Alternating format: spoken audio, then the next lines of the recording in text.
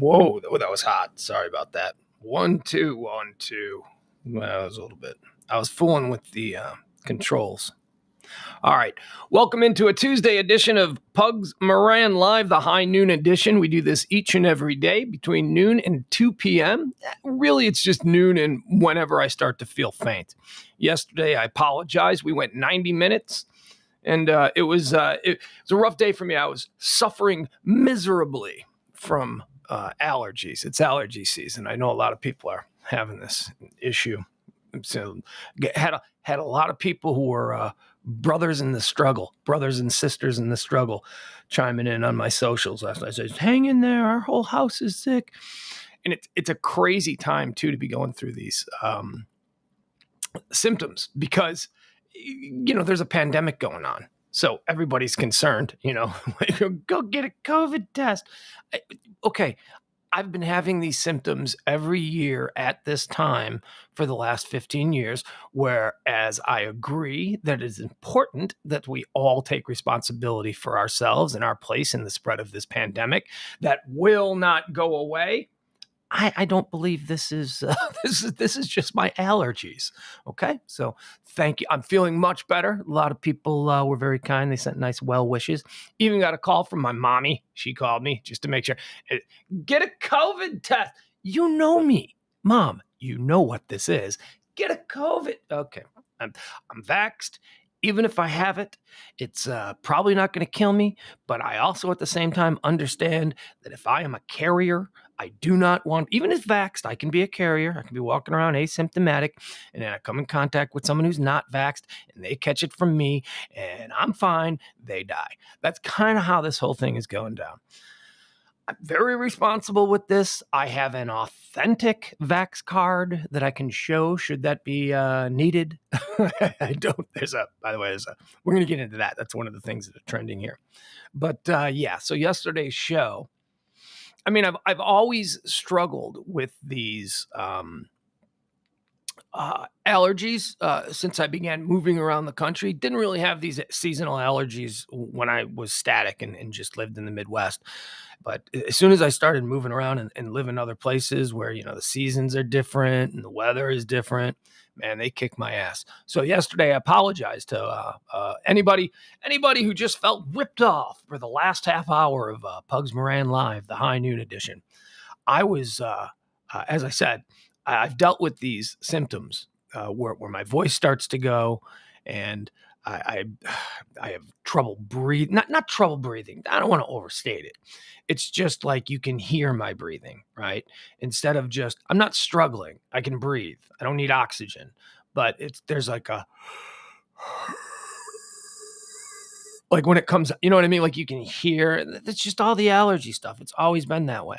And I've always been able to, I never had to miss work, never had to do anything because it's allergies. You got to muscle through. Never had it be debilitating in any way until I started doing this here, where I find myself having to speak extemporaneously nonstop for 2 hours. So it's constant. And at some point yesterday, and it was during one of our breakdowns, and I also understand that it coincided with a little technical issue that we had.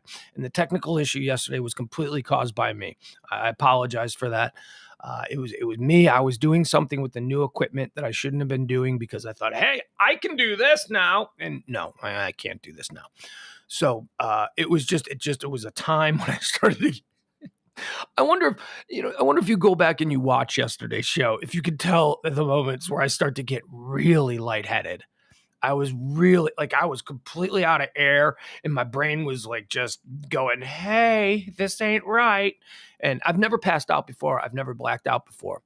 But boy, oh boy, we got to the 90-minute mark of this 120-minute pledged event every day.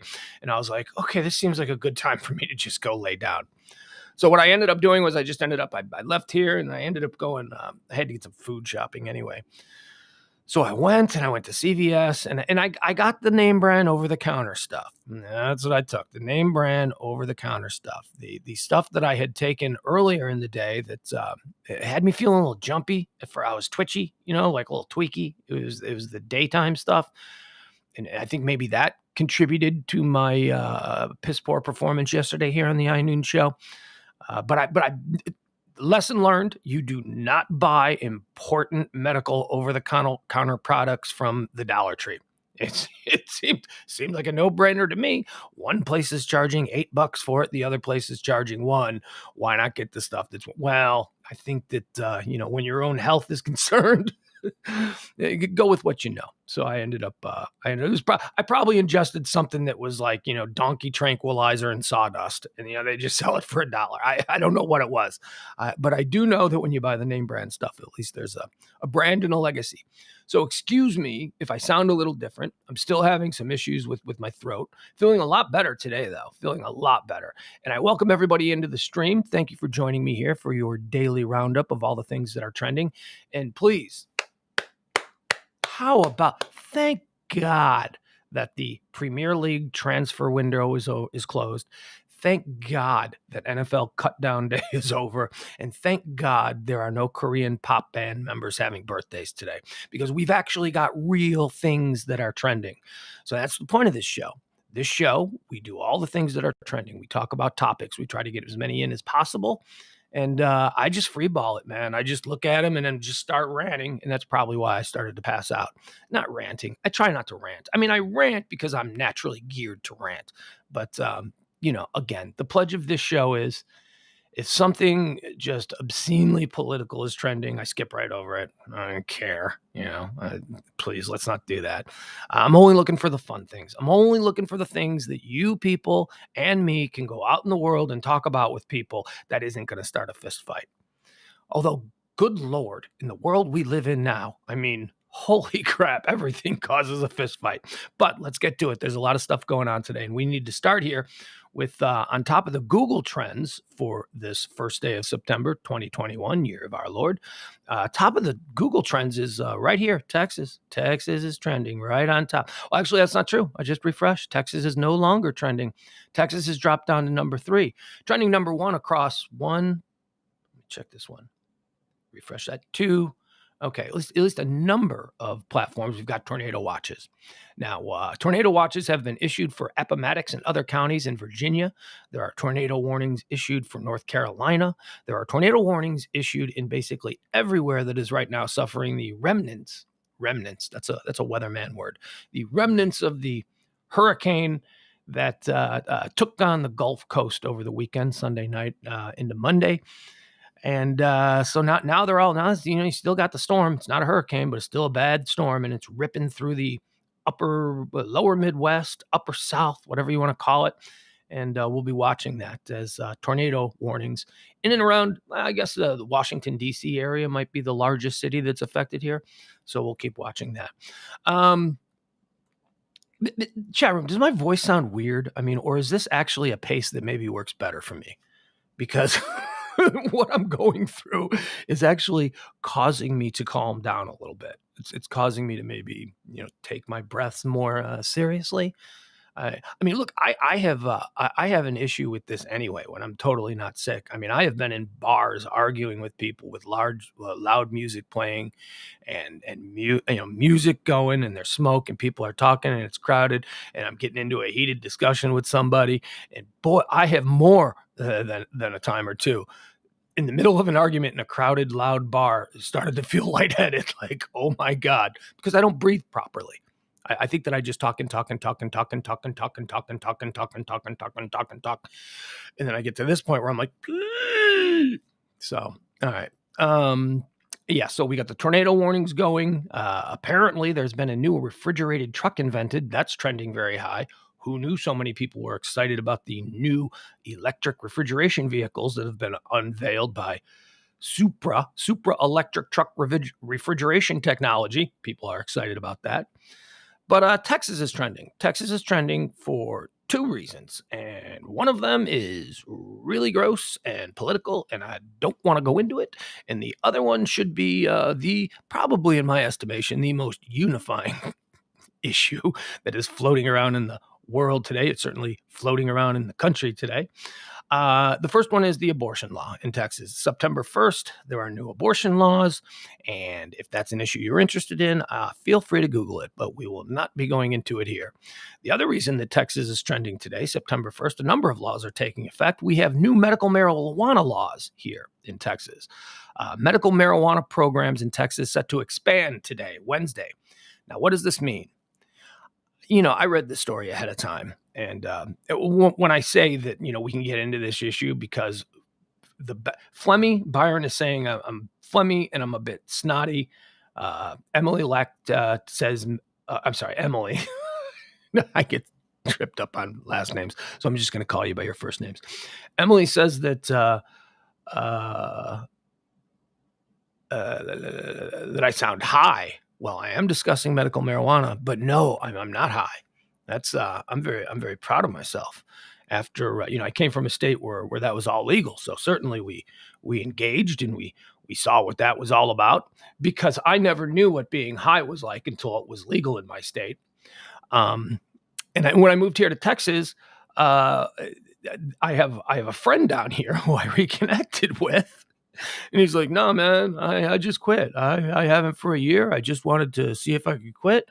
And I was like, okay, well, if I'm going to reemerge, an attempted reemergence into the public sphere, if you want to call this the public sphere, I want to try and change a whole bunch of things about myself. So I just quit. One day I said, you know what? It's been a couple months now. I'm not going to do this anymore. And I thought, people say that it's an addiction, and I want to see if it truly is. And no, it wasn't. It wasn't an addiction. It was a habit. I like to watch Netflix, and I like to be a little bit stoned when I get into a really deep show so I can concentrate. But don't really miss it either. I mean, I'd be lying if I told you that the first week, getting into a new habit, which is losing a habit, wasn't difficult. It was difficult because I was used to a certain thing. But man, I'll tell you, after like the first couple of days, I was like, hey, this is all right. All right, this is fine. I'm fine. And am I saying that I don't do it anymore? No, I'm not saying. I'm saying I wanted to see if I could stop. I wanted to see if this was really something that was a dependency issue, or if it was something that I could just stop. And I stopped. And that's not all that I stopped. You may have noticed you haven't seen me on this show, with my little dip cup, because I used to dip. That used to be a nervous habit of mine. And I quit that as well. And I can tell you how I quit that. This is not an advertisement. This is just something that I used as a tool to help me quit chewing tobacco after like 35 years or however long it was that I chewed. There was a store here in town that was giving out, when you purchased a can of chew, I was a Skoal guy. When you purchase a can of Skoal, you got one of these for free, for absolutely free. Here, I'll show you. And again, this isn't an advertisement, but this is an endorsement. I'm not getting paid for it, but it's an endorsement because holy crap, did this work. If you chew tobacco and you are trying to quit, go to a store where you buy tobacco and see if they're doing this promotion. The store that I use is a racetrack. Excuse me. Sorry. The store that was wet. That was an allergy cough, throat clearing. I sound phlegmy. That's good. That's not COVID. COVID is a dry cough. So the store that I went to buy my chew, they were giving these away for free. Here, I don't know if you can see these. See this? Look at that. That's on wintergreen. And what they are nicotine pouches, because it's the tobacco that I'm trying to get off. And, we'll work on the nicotine addiction because nicotine is a very real addiction. We'll work on that a little bit later. But what these are just tiny little nicotine pouches that you just put in your mouth and you just suck on them. And not suck on them, but you just let them sit there in your mouth, and they give you I don't even think about chewing anymore. Now, that's not to say that I don't chew at all. I do have a can here in the house. I mean, look, everything can go to shit in a minute here with me. I might be incredibly stressed out, and since I don't have any of the devil's lettuce handy anymore, I'm going to at least need to fall back onto one of my old trustees. So I do have a can here. But, I used to buy a can every other day. I used to buy a can of Skoal every other day. Now, if I'm being honest, I buy a can once a week. The can that I have now, I think I purchased on Friday in Plano. It's like not even half gone. So it's really good. So now I got to work on the weight. However, back to the medical marijuana issue. I am not high, Emily, regardless of how I sound. Medical marijuana in Texas, the laws are changing today. Now, I am not a fan of the fact that Texas, which I always thought was a trailblazer. You can't tell a Texan no about anything. I'm shocked that Texas still doesn't have legalized weed. I'm shocked by it. I mean, I thought that was everybody that I know down here. I mean, far more than in Chicago or in the Midwest. But almost everybody I know down here smokes weed illegally.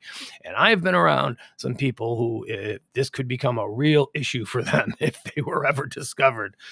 And whether far right guys, let's see, how could I say this? I used to know a person in this town who was a media personality, and that's as far as I'll go, who was a media personality who was stoned all the time. And this media personality was a far right guy.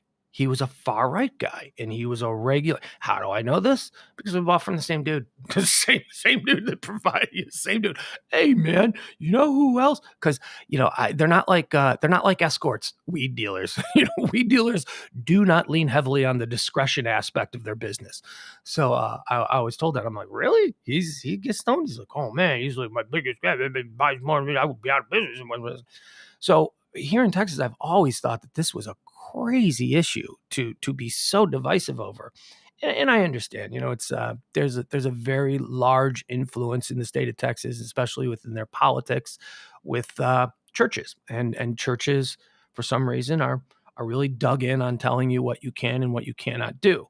So the fact that Texas is not one of the legal weed states already is just shocking to me. I got to believe that's going to change very, very soon. But there is a medical marijuana plan program in place here in the state of Texas. And as of today, Wednesday, September 1st, it's changing. Let's see what the changes are.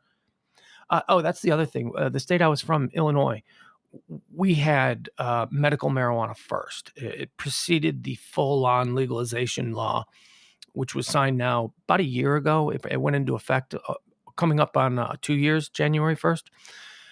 We had these medical marijuana laws in Illinois for quite some period of time. Hold on, I gotta pull my blanket up. It's very cold in here, which explains the jacket that I'm wearing. We had these incredibly restrictive medical marijuana laws in Illinois. And the reason that I knew they were restrictive, because I had been to California.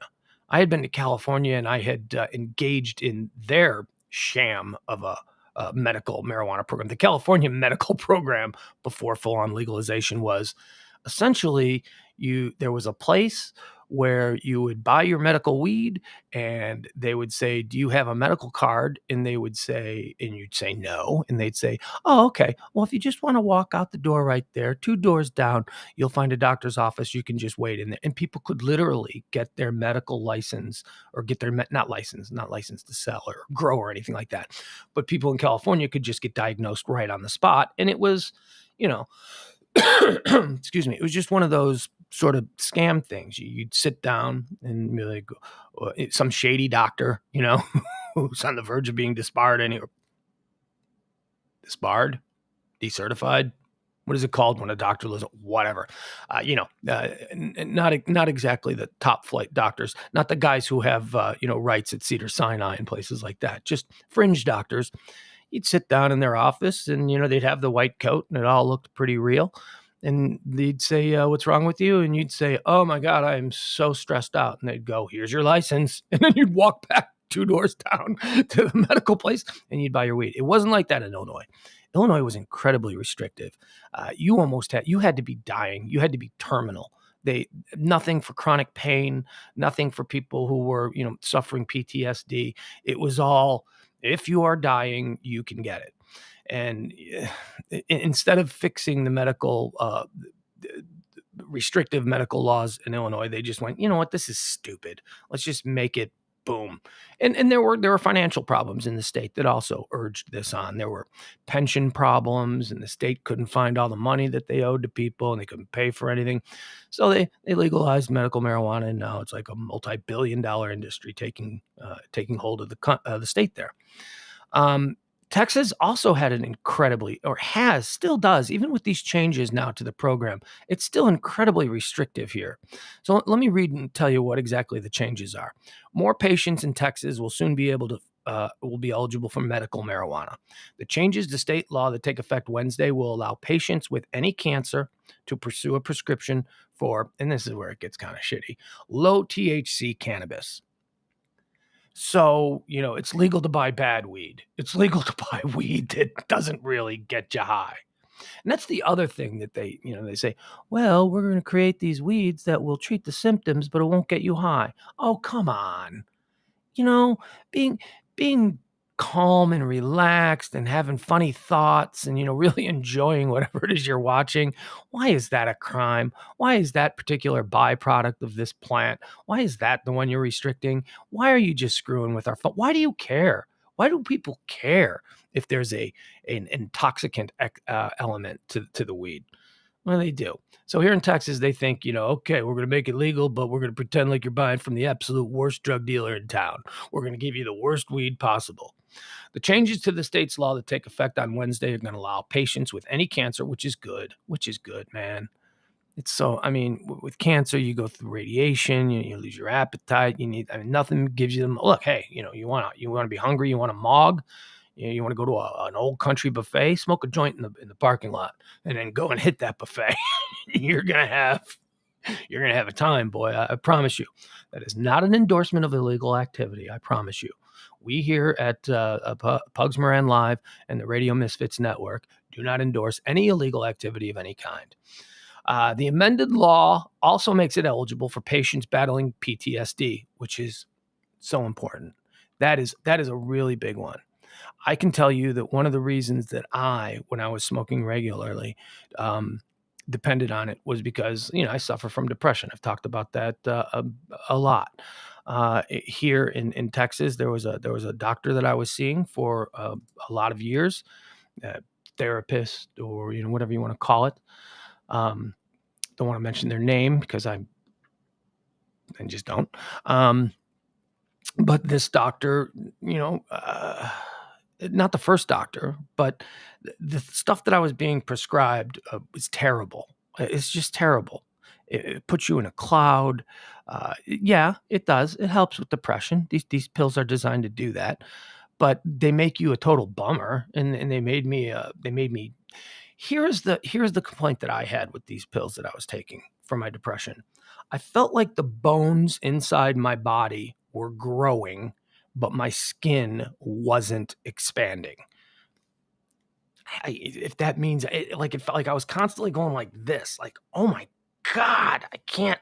And sleep, forget about it. If I took one of these pills 12 hours before I tried to go to sleep, I was tossing and turning. I was clenching my toes because my toes felt toe bones were growing. Skin wasn't. It was just a very odd sensation. So I hated it. And, I found that, weed, marijuana was the only thing that really kind of put me in a proper space. And I think now, that there have been clinical trials on things. We know that marijuana is a wonder drug for a lot of things, PTSD being one of them. People who have suffered from post-traumatic stress disorder, that's a rough thing.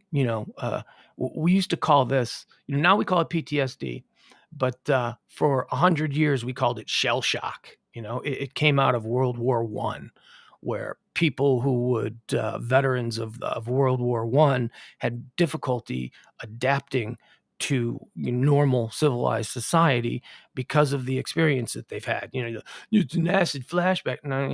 Yeah, he's having a Vietnam flashback. We also saw it with Vietnam veterans returning. We saw it with all the people returning from the horrible wars. Since we invented machinery that could just, produce carnage on a level that, I'm sure there was PTSD back in the Viking days when people were getting clubbed to death with, giant tree branches and whatnot. But people see things, and they come home. We put these kids in these wars, and they're changed forever, and they come back, and they have these memories, they have these experiences, they have these things that they've been through that need to be addressed. And clinical research and studies have found that for PTSD, marijuana is a very good tool. It is a very good tool for helping with these things. So this is great news for veterans. This is great news for people who have been involved in this is a much smaller group, thankfully, but growing every day.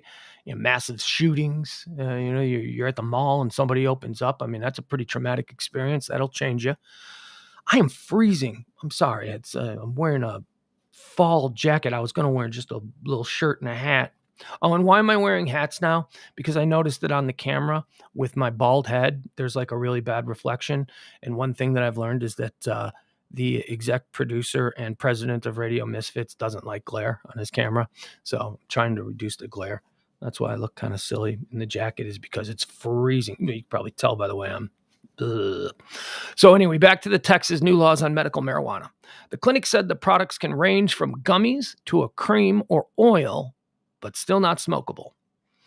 Now, this is interesting because before I kind of stepped away from using it, I had discovered the vape cartridges, the marijuana oil vape cartridges. That's not smoking. That's vaping. That's different. You're not burning.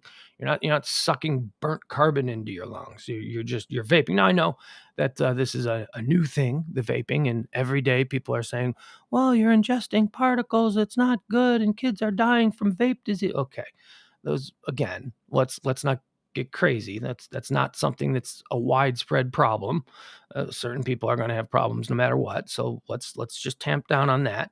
I think that the idea of vaping marijuana is probably much healthier, much better for you than inhaling burnt carbon into your lungs. But still in Texas, there is no ability for people to consume smokable marijuana. I don't know about vaping. I don't know if that's considered smokable. Although I guess if you're defining smokable as inhaling, sure. Medrano, he is one of the advocates. Medrano is happy with the changes, but said that they were hoping for more. We have a long way still to go in Texas, but I think we can help Texans a lot more by expanding the ability of them to get medication for different products. So there you go. That's good news. We're taking baby steps. But I have a theory on this whole thing.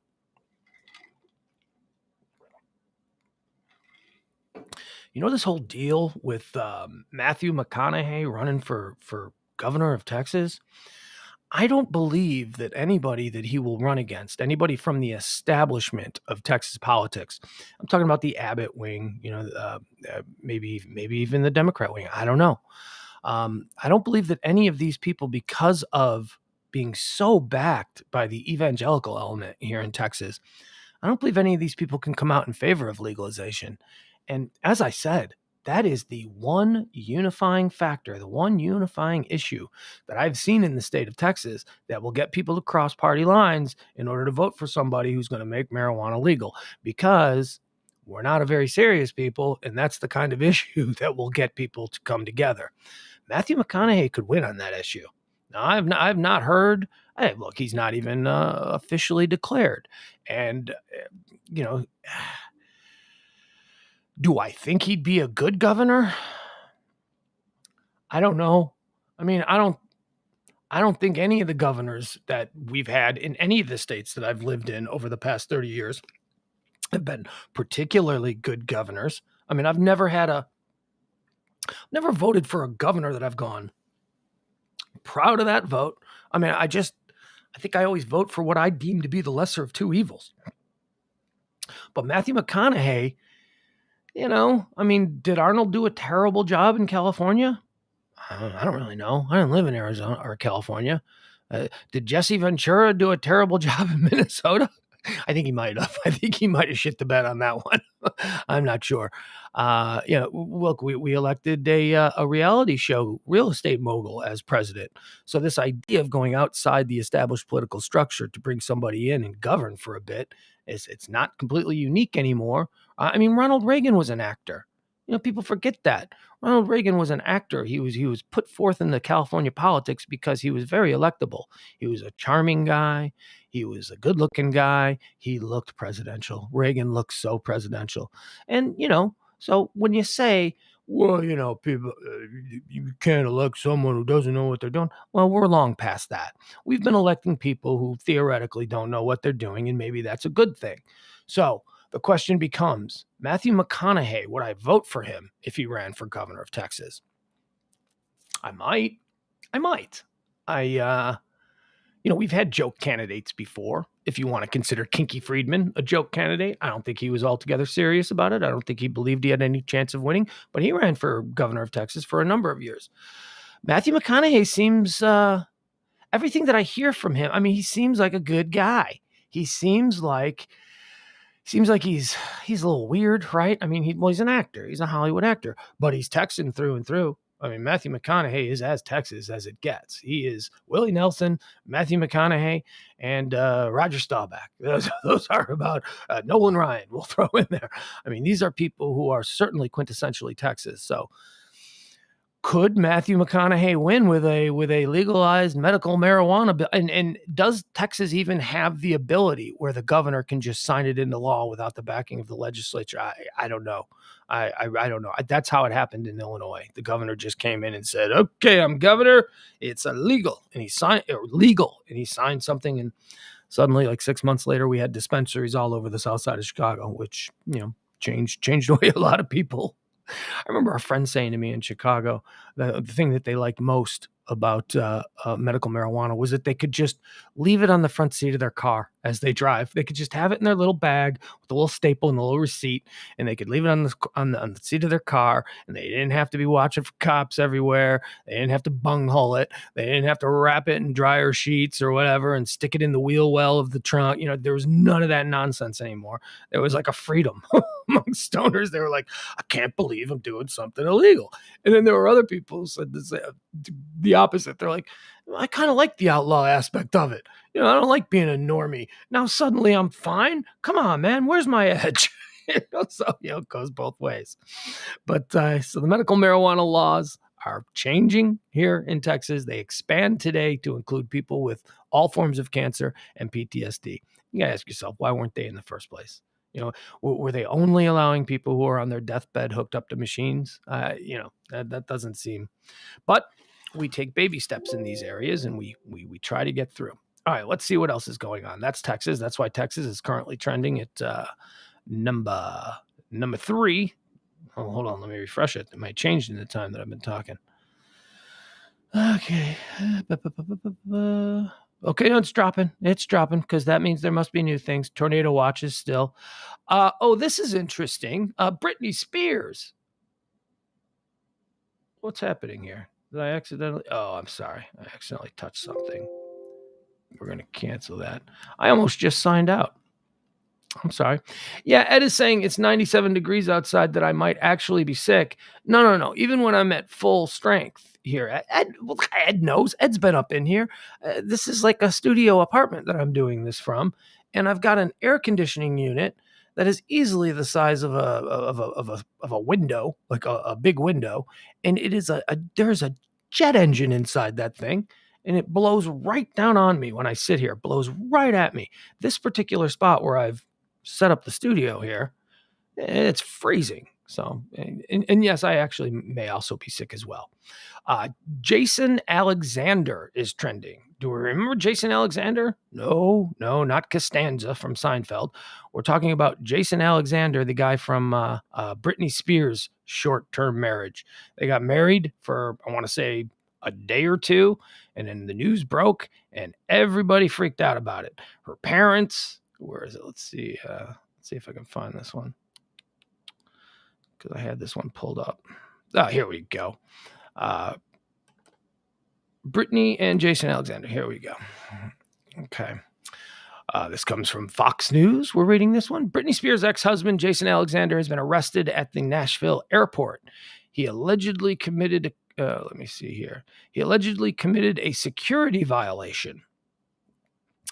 Now, when you hear the details of this, And then remember the video from the Miami airport where the guy was raging for a good 5 minutes and then was able to escape all the way out of the corridor and down into the baggage claim area where he was turn that off, where he was finally apprehended by security. That made us think a little bit, what's going on with airport security? Well, this makes you think the other direction. Nashville's got their security caps on. Britney Spears' ex-husband, Jason Alexander, was arrested on Sunday at a Nashville airport for a security violation. On August 29th, Alexander was in the TSA area when he allegedly, quote, walked through the secure side of a concourse. He was placed in handcuffs by airport security and charged with misdemeanor. This according to a warrant that was revealed to Fox News. Alexander was also questioned and claimed he went through the TSA. Alexander was also questioned and claimed that he, quote, went through the TSA checkpoint and while looking for his flight, walked out of the secure side of the CD exit to the non-secure side and then came back through the exit. Online records show that his bail was set at $2,500 and he's due in court on September 24th. Just compare that to the video of the Miami airport guy who assaulted a gate agent, who then picked up a stanchion that's used to hold the ropes that, the rope lines that you have to go through, picked up one of those metal things and started swinging it around, screaming all kinds of obscenities, dropping a bunch of N-bombs, raging, just completely raging. Once again, not a single man. There are a bunch of dudes standing around videotaping it. Not a single guy thought to help apprehend this maniac. Police were nowhere to be found. And here we have this guy, Jason Alexander. He's a good-looking young man. He's 39 years old now. Looking at this picture of him, he's a handsome man. He's got a good movie star jaw. I can see why Britney fell for him. I'm not gay. I can appreciate a handsome person. I'm comfortable with who I am. And if I was gay, it'd be totally fine because it's 2021. What's wrong with you? Let's see. It looks like he just got confused. Because of the way security is now, he apparently, according to the story, he went through, turned around, seems to have gotten confused, walked out the road, probably saw a shortcut, probably saw a whole bunch. You know what I mean? You're like, oh God, look at this madness at the airport. All right, I'm just gonna go through this way.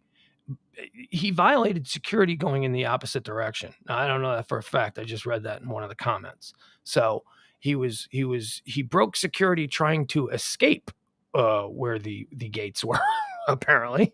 And then he realized that he had gone the wrong way and he turned around and went back through. And that's when they got him.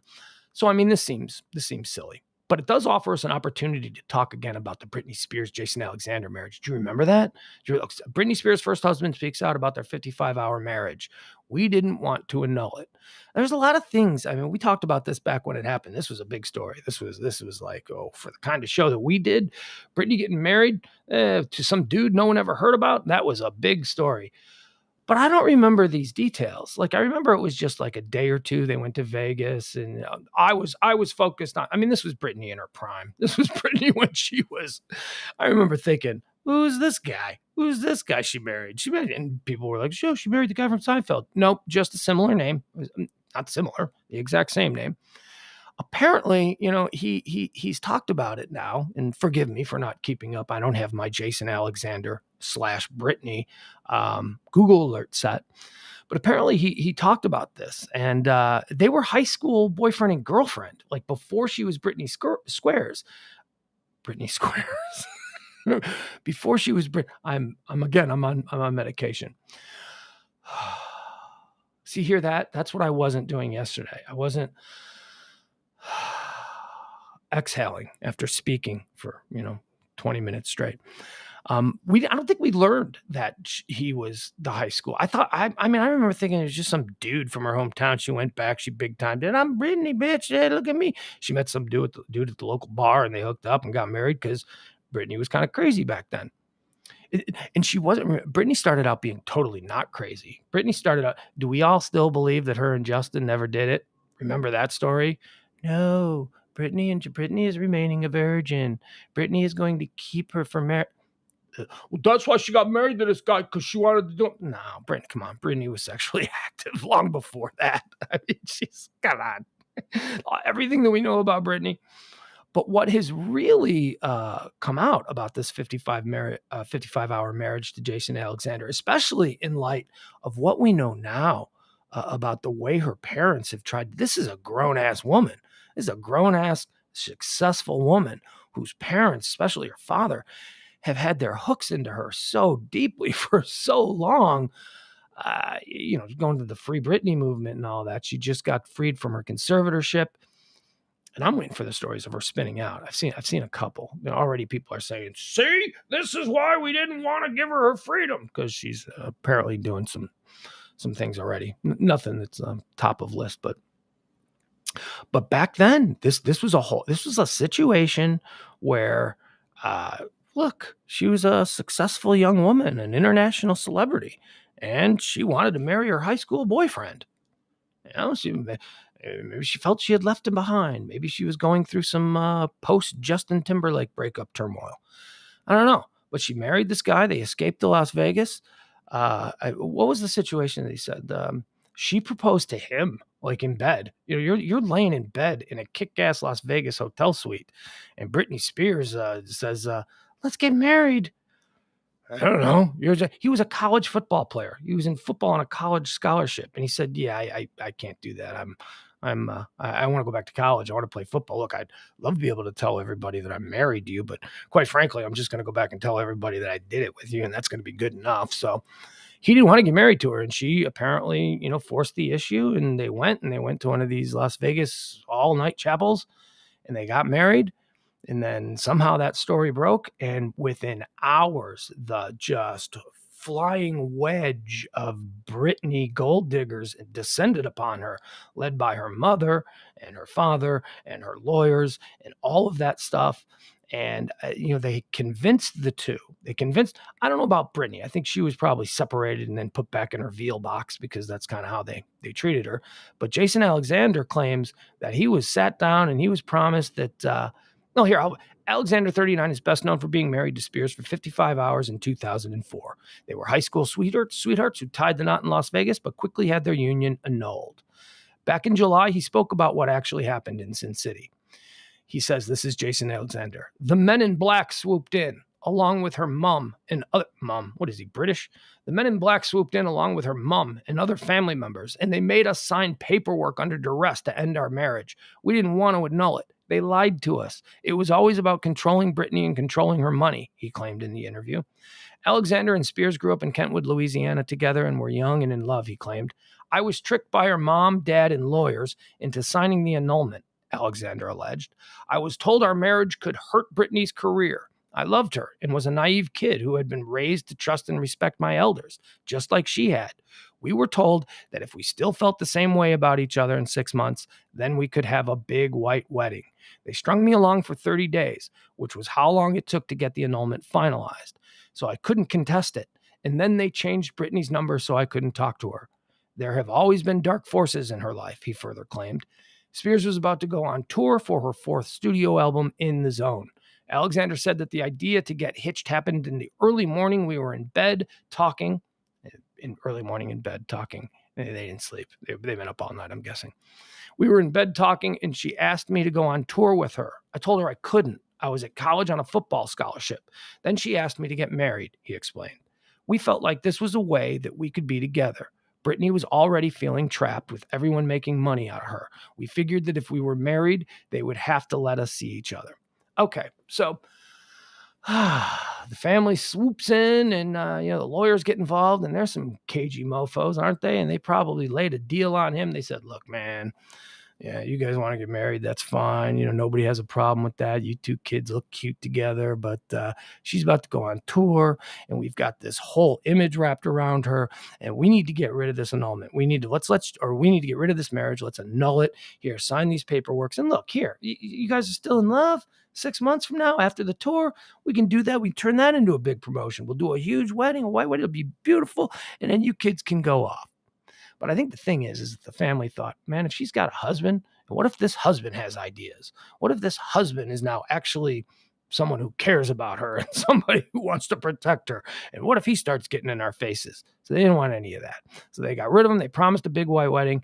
And then as soon as the papers were signed and she went off on tour, I guess she couldn't contact him anymore. I guess they changed her number.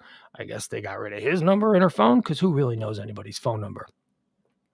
I don't know anybody's phone number. I know my mom's house number by heart. I know the phone number that I grew up with by heart. But other than that, every number's in my phone. I have no idea what people's phone numbers are. We don't have that sort of conditioned reflex memory anymore, because we just hit a person's name and it calls them.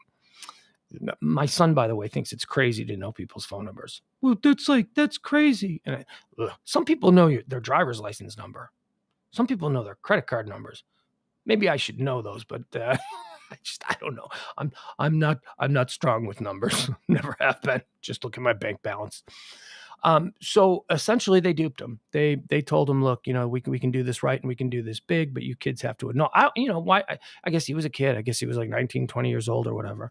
And he's like, okay, we'll annul it. So the marriage got annulled. They split her off. And boy, did that come to bite them in the ass, huh? Because on tour, that's where she met Kevin Federline. That's where that whole thing went. And Kevin Federline put a baby in her. Kevin Federline made sure that he wasn't going anywhere, that he was going to be tethered to her for at least 18 years. And that seems to have worked out fine, because K-Fed, as he came to be known in American pop culture lexicon, he didn't really seem to have any discernible talent. I interviewed the man. I sat and talked with K-Fed. Me and my partner Kelly did. Didn't impress me. Looked like a bit of a dirtbag. Jason Alexander looks like someone that you would be totally fine with your daughter marrying. Good-looking kid, athletic, went to college. He's 39 years old. There's a picture of him with a little graying behind his ears. He's wearing a suit in the picture. He looks like a good guy. Kevin Federline is like 45 and still skateboards 12 hours a day. So, what are we talking about here? Kevin Federline was a dope. And I know the country kind of all came together to destroy this kid's reputation. But then I met him. I had an open mind. I mean, he was a dope. He didn't. So it bit him in the ass. They tried to control. Maybe Jason Alexander would have been the one that was good for Britney. But that's why Jason Alexander is trending today. He is, he's been arrested. He's been arrested, released on $2,500 bail. And he's free. He went through the wrong exit. He wasn't raging about no masks, or, he didn't have some kind of sketchy weapon in his carry-on bag. He just went through the wrong exit, and he's trending. And there's an opportunity for everybody to talk about that again. All right, let's jump over to Twitter for a second. I have a whole bunch of stuff here that I pulled earlier from what we were doing, but let's just check in, because things are moving fast today. What with there being no NFL cuts, we're actually getting some real news to talk about. Okay, this is good. Yeah, this one I'm prepared to talk about. Let's see here. Do I want to do this? So Moderna is trending today, number one, here on Twitter. Yeah, it sure is. Why is Moderna trending? Well, here, let's pull up this story, shall we? Let's see. Well, Moderna, spelled M-A-D-E. I got a lot of pop-ups here. All right.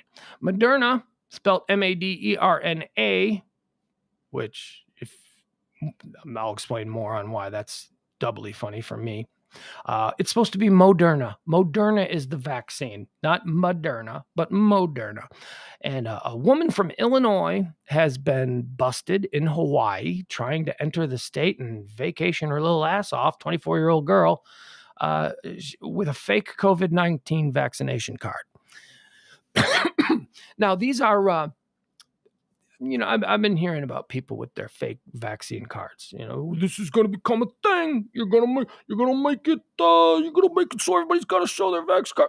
I got my vax card. Here, I'll show you my vax card. This is how I keep mine. I don't know if you can see it. I keep it right there on my phone. Anybody ever ask me? I'm Team Pfizer. 2 shots in a cloud of dust. I felt the only thing people say, oh, you're going to get sick. I did. I got a little bit sick after the second one. I felt weird after the first one. But, the only real issue that I had was that for a week after both shots, my arm hurt. The arm where they put it in, I couldn't raise my arm over my head. I don't know what the hell that's about. I've had tons of shots. I don't ever remember having that level of discomfort with my arm. But it went away, and I was fine. So I'm Team Pfizer. This girl tried to pull off Team Moderna, but unfortunately, she spelled Moderna wrong on her Vax card. And that's how she was caught. Thank God we have literate people inspecting these things in Hawaii. And here's the other thing. This is why it's funny to me. I don't know if she filled it out herself or if she had a neighbor do it. Some guy running a fake Vax press in his garage, whatever the situation is. But Moderna is how it's spelled, and she spelled it Moderna, and she's from Oak Lawn, Illinois, which is the south side of Chicago, which is where we all use the hard vowels, everything. Yeah, so, if you're from the south side of Chicago, you would probably not call it Moderna. You'd probably call it Moderna. Yeah, I got that there, Moderna. Yeah, that's it. And they just wrote it phonetically the way they thought it spelled. So right now, Moderna, Maderna is trending. Let's get into the story. Let's see what this clown show said and did. Oh, and here's the other thing. South side of Chicago is, a pretty large. If it was its own city, it would be a pretty large American city. It's the largest part of Chicago. Take that, North Side. It is the most expansive. There are the most people there. It's the working class part.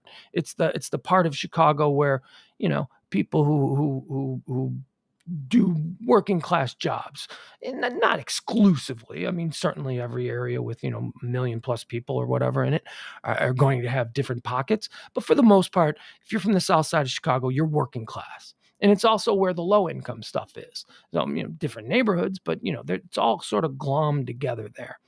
And Oak Lawn happens to be my stomping ground. That's essentially where I grew up. The bars in Oak Lawn are where I went when I was 21, and played games there. I come from an area that's probably a couple of towns away from there, but from where I grew up, Oak Lawn is a 15-minute car ride. It's just right on the other side. And it bumpers. It's the first suburb on the south side of Chicago. So it's as close to being authentic Chicago as it gets. Houses still look like the houses in Chicago, that kind of thing. You wouldn't even know you're out of the city of Chicago unless you see the sign that says, "Welcome to Oak Lawn." So her name is, where is it? Chloe Morozak, 24. And I got to tell you, I know crap tons of Morozaks on the south side. I don't know them to be particularly weird. I don't know them to be, I can't think of one particular. I'm thinking of a Morozak family that I went to school with, and they were, they were normal people. They were, I don't know, so maybe this is one of their daughters, or if it was somebody I went to school with, 24-year-old would certainly be in that wheelhouse to be a daughter. An Oak Lawn woman was arrested in Hawaii after court records show she entered the state with a fake COVID-19 vaccination card that misspelled the drug company Moderna as Moderna. Chloe Morozak, 24. Yeah, I'll just read it like I'm from the south side, because I am. Chloe Morozak, 24, was arrested August 28th at the Daniel K. Inouye International Airport in Oahu and faces a misdemeanor charge of falsified vaccination documents, according to court records. The arrest was first reported by Hawaii News Now. We have the ugliest accent in America. The city of Chicago has the ugliest accent. Boston is bad. Brooklyn is bad. There are some places in Alabama and Mississippi that are completely, you don't even know what they're saying. But honestly, as if we're talking about accents that are at least in English, it is a bad one. It is. Chloe Morozak, 24. We already covered that. That's the other thing. No THs, just Ds. That's why the Bears, the Bulls. Investigators believe the Morozak submitted the false card to avoid the state's 10-day mandatory quarantine that was put into place after Hawaii's governor issued an emergency proclamation, according to court records. Morozak's card indicated that she was vaccinated in Delaware by the National Guard. Delaware's got a totally different accent. Delaware's got like that Baltimore accent where it's ooze. The O's are ooze. Like you don't go out, you go oot. It's almost, no, not like Canadian oot. It's like a whole different thing. And what are you talking about? No, it's not what are you talking about? I can't do a Maryland accent, but I know it when I hear it. Maryland, Delaware, that whole part of the country. Investigators contacted Delaware's immunization. A lot of vowels in that one. That's a fun Chicago voice. Investigators contacted Delaware's immunization program and learned that the state did not use its National Guard to administer vaccine shots. She claims she got it from a National Guard in Delaware. According to court records, the state also said there was no record of vaccination under Morozak's name and that date of birth. Morozak's travel records indicate that she traveled to Hawaii on August 23rd on Southwest Airlines to visit friends or relatives, according to court records. By the way, since being back here, the North Texas accent is wonderful. It is such a great... Now, you know that there are parts of Texas where it's, you don't want to be, but the North Texas, even Austin, I guess, but you get people, sometimes you get people, you get the people that are from out in the sticks and they got that real heavy kind of thing. They be fixing to change the way they talk, but it's just the way they've been raised. You can get that too. But the North Texas accent is like just this beautiful, lilting, just a touch of hillbilly, just enough to make it interesting. But it's almost like the Southern gentleman kind of thing. And North Texas girls, oh my God, do they melt me.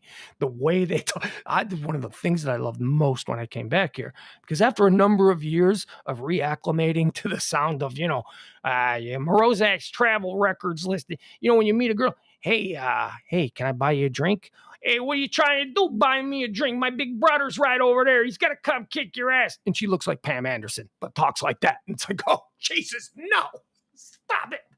I can't take. But in Texas, it's like this. Well, I do appreciate your kindness, gentlemen. I mean, it's just so wonderful. It's just, I love the North Texas accent. Okay, so back to the bad Chicago accent. So what she did was her card spelt it wrong, and it claimed that she had gotten it done in Delaware by the National Guard, and then they were like, yeah, that wasn't happen. That didn't happen. They didn't do it in Delaware that way. And she said, oh no, you're right. I'm wrong. It's like she had like a secondary story. I got it from I paid my doctor. I went to my doctor and I paid him, and he gave me the shot. Like, yeah, no, you don't pay for these shots. These vax shots are totally free because they're in the best interest of everyone. You don't have this girl. Didn't know anything. She tried to pull a con with absolutely no foundational knowledge of what she was trying to pull off. Investigators arrested Morozak at the airport on her departure date, and she told them that she paid for her vaccination from her doctor. This according to court records. So double the story. Morozak's bail was set at $2,000. According to court records, Morozak could not be immediately reached for comment. Can't comment. All right, so her bail was $2,000. Jason Alexander's bail was $2,500 for going the wrong direction in an airport. All right, here, let's get a look at this girl. I wanted to show you this girl. We got a picture of her because the mugshot is picture. The mugshot picture is beautiful. She's very upset. She's here. Let's go over this picture for a second, shall we? All right, so there is that her. Yeah, there she is. Okay, here's what I love about this mugshot. She got off the plane ready for the beach. I mean, look at her. It looks like she's got her bikini top on and look at her face. She's so pissed. She is so pissed at her boyfriend for setting her up with this guy. This guy, doesn't she look like that? Like, she probably got hooked up with a dude who was given, fake vax cards. And, what is it? $800 for a plane ticket.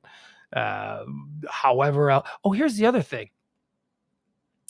I don't know if she flew alone. It doesn't say. Maybe she went with friends and she was the only idiot that had the fake card, or maybe just the only one that spelt it wrong. I don't know. I don't know. It doesn't say if she was traveling with people. It said that she was going to meet people there. She was going to meet friends. So maybe she was all by herself. But she went to Hawaii. That's an expensive plane ticket. That's not cheap. Look, I'm very familiar with Oak Lawn.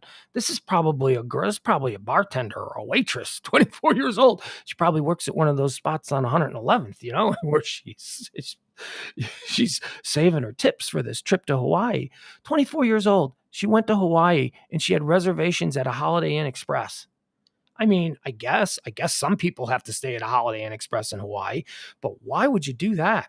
If you can go to Hawaii, why not work another 6 months? Why not save up another 6 months worth of tips and then go stay at one of those resorts?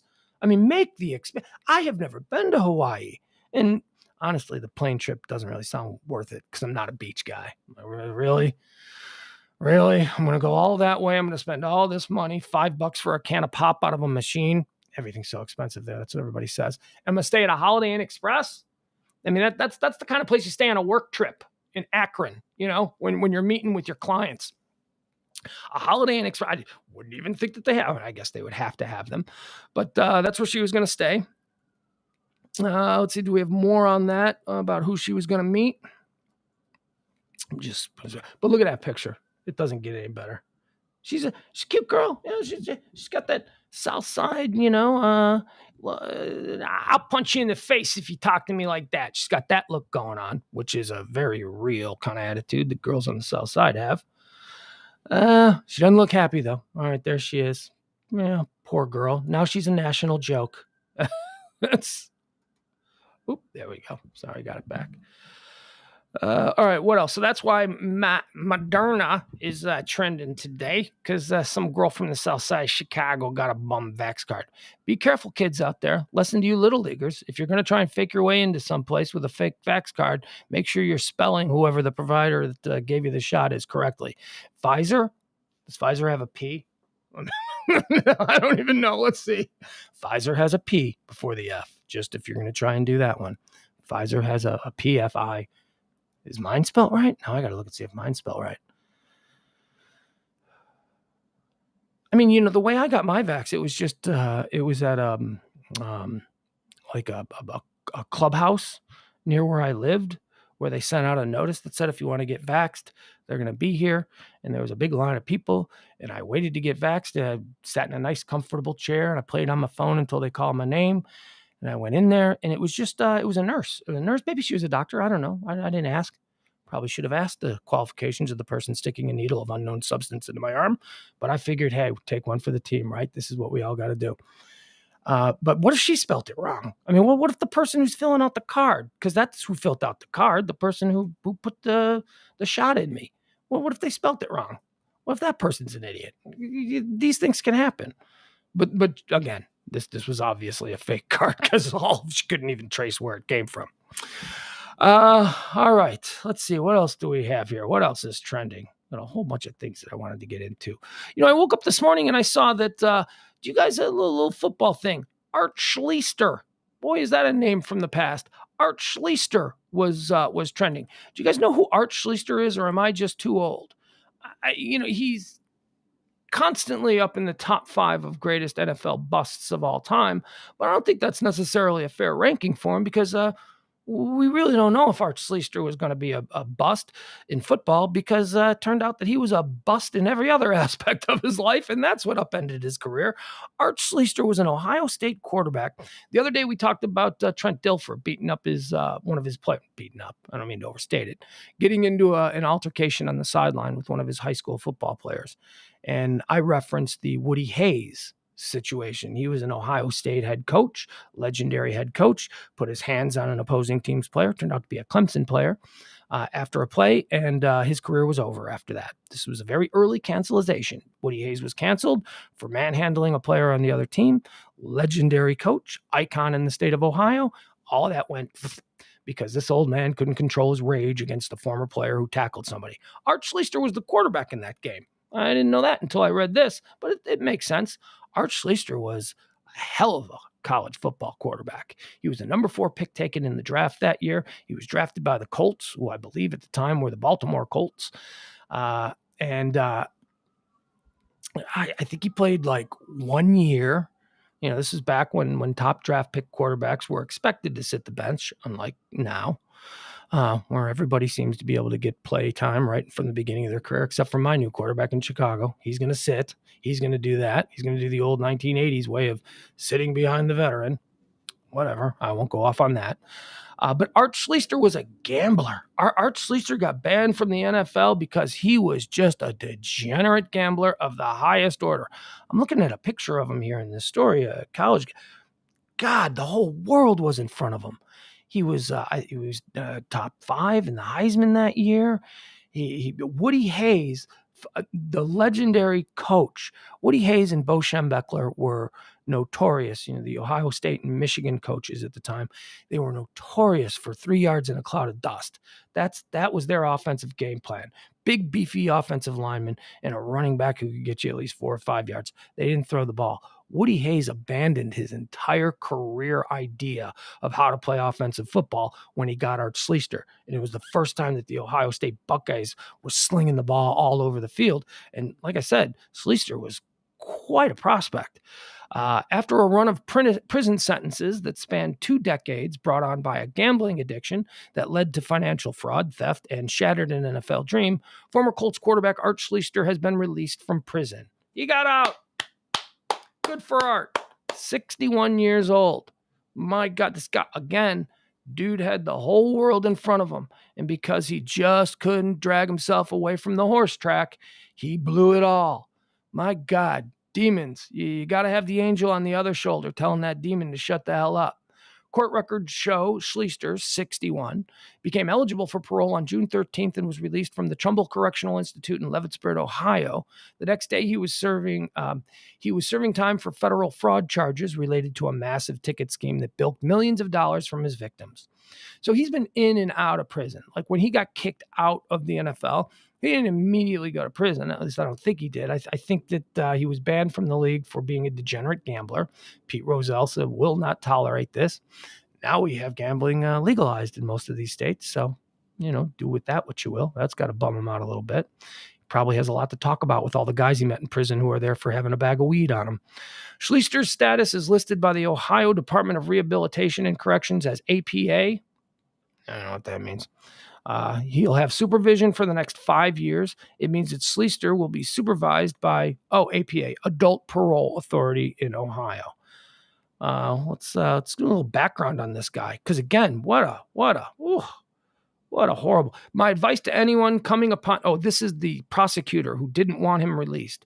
He says, my advice to anyone coming upon Mr. Schlichter is that they not engage in any business transactions or any purchases or any other transaction that would involve giving him money, said Ron O'Brien, former Franklin, Ohio prosecutor who fought to keep Schlichter in prison. He is a career criminal engaged in fraud as a career, O'Brien said. He just cannot help himself. He'll do this the rest of his life. Schlichter's attorney, Stephen Palmer, didn't respond to the Indy Star's request for comment. Schlichter pled guilty to a massive ticket scheme that bilked millions of dollars from his victims. So he used his position as a football personality to start a ticket company where he sold tickets to really hard-to-get events, and the tickets weren't real. And people would send him their money, and he would give them some things that he printed out on his bubble jet printer, and they'd show up at the stadium and be like, hey, I paid $1,000 for these, and now I can't get in. Let's see here. A massive ticket scheme that bilked millions of dollars from his victims.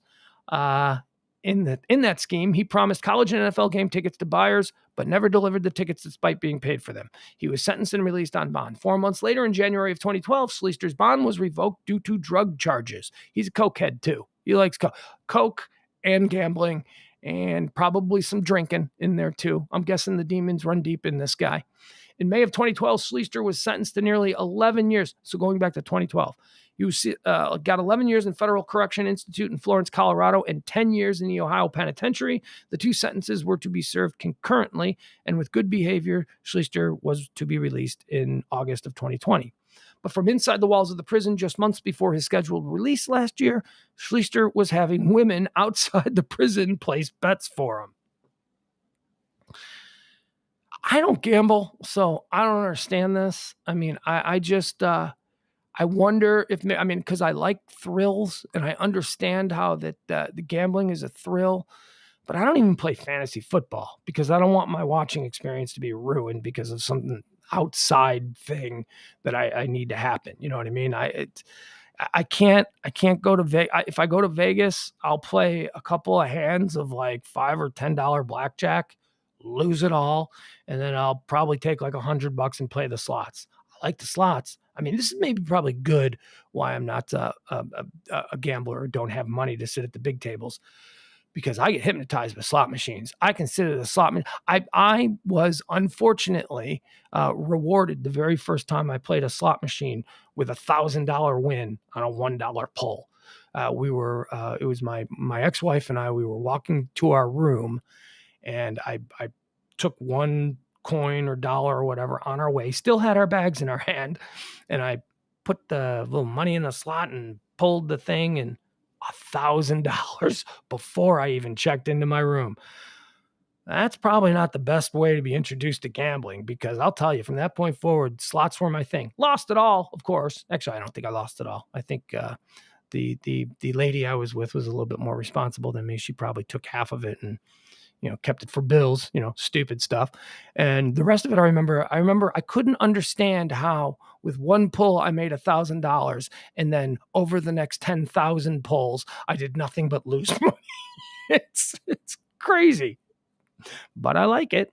And then I remember another time I got married in Vegas, and I remember I couldn't sleep. So I went downstairs at like 2:00, 2:30 in the morning, something like that.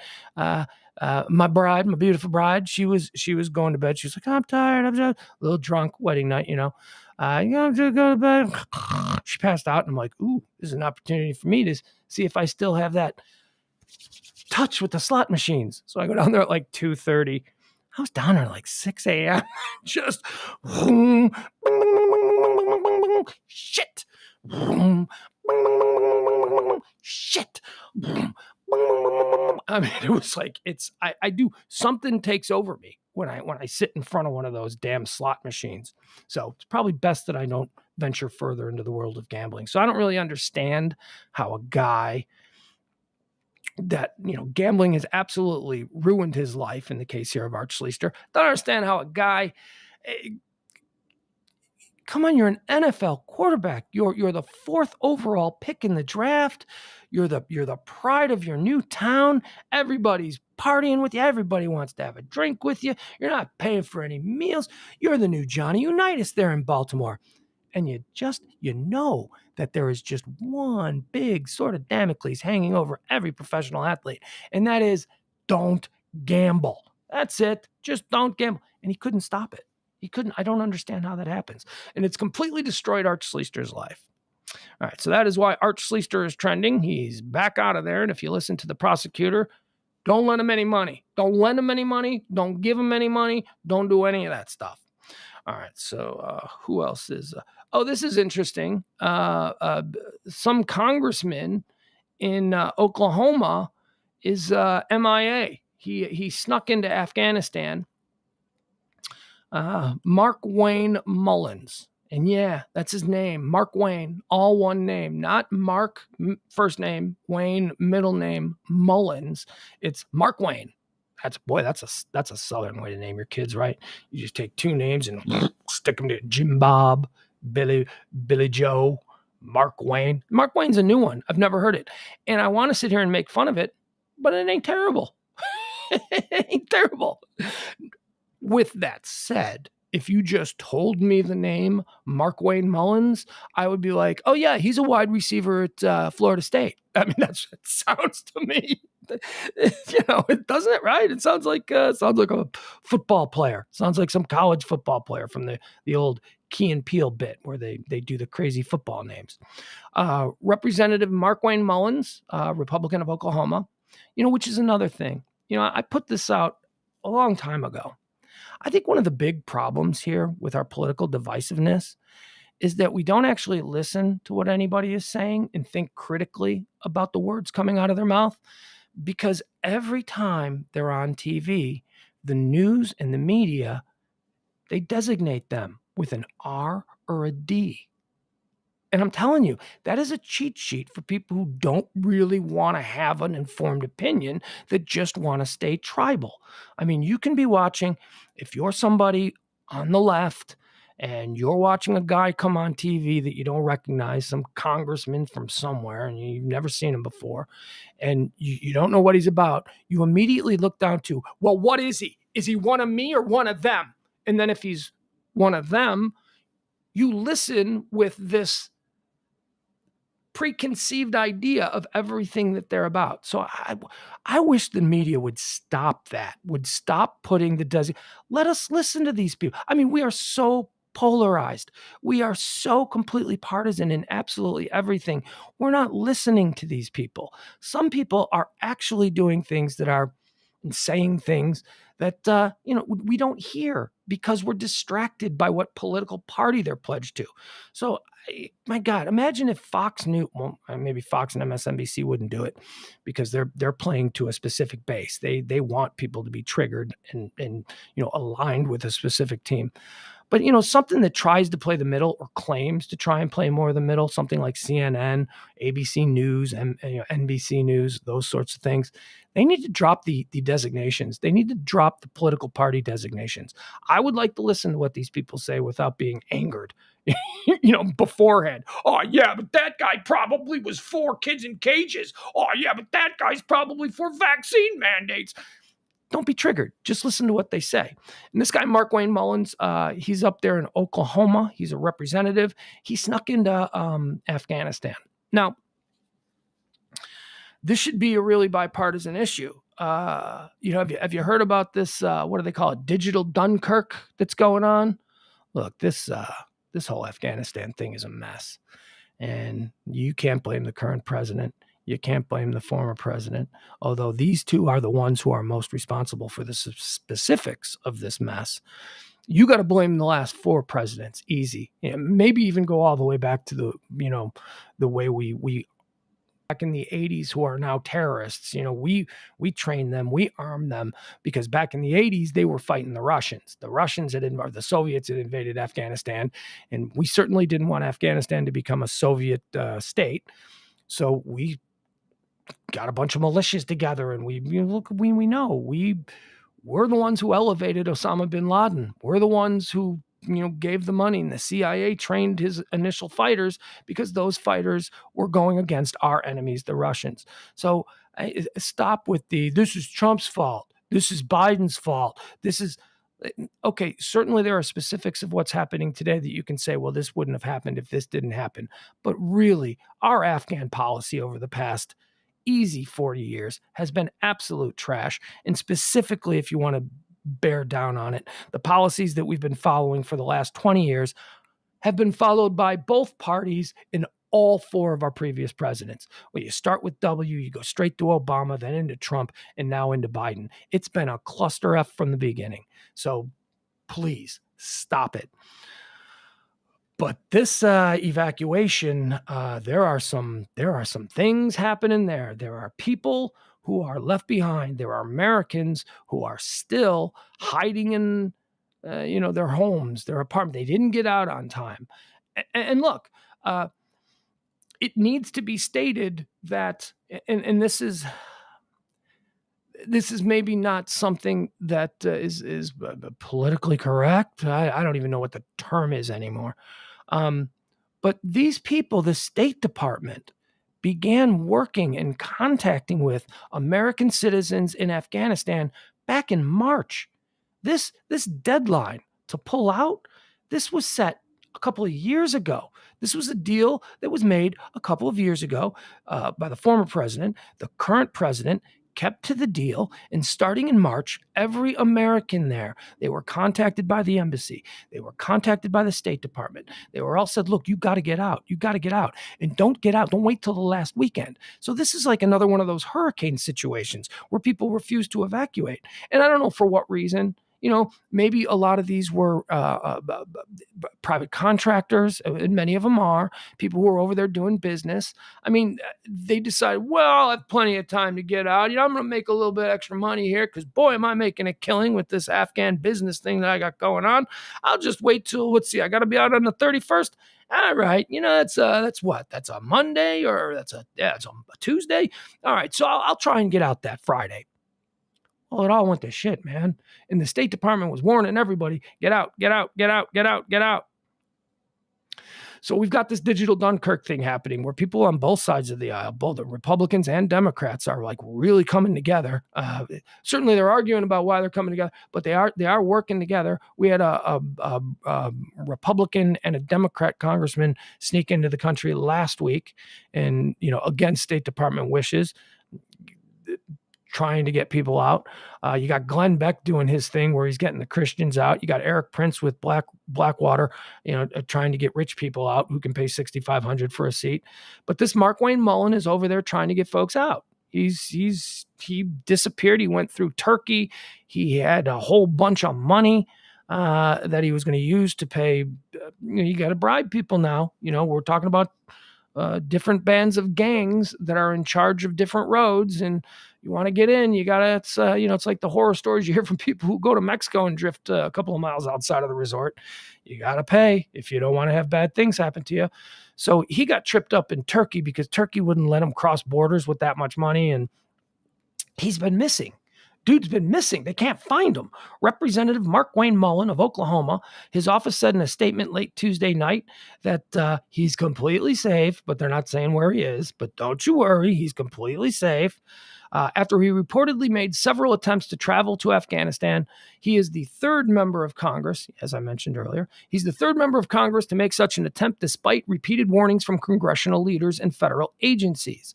Mullin's communications director, Meredith Blanford, told Forbes in a statement, Mullin, quote, has been and is currently completely safe. After the Washington Post reported that U.S. officials were unsure of Mullin's location as of Tuesday night. Mullin reportedly tried and failed to enter Afghanistan last week by flying to Greece and then asking the Pentagon for permission, and again on Monday by trying to enlist staff at the U.S. Embassy in Tajikistan to help transport a large sum of cash into the country. Mullins told staffers he aimed to rescue 5 Americans trapped in the country by hiring a helicopter to evacuate them. Didn't Ross Perot do this? Wasn't this a Vietnam thing that Ross Perot once did? Didn't he get a lot of pressure for rescuing some POW MIAs or whatever it was? I don't know. I'm not sure about it, but this is something that a lot of people are doing against the State Department's wishes. They're like, look, you got the freedom. You can do whatever you can try it if you want, but we would warn against it.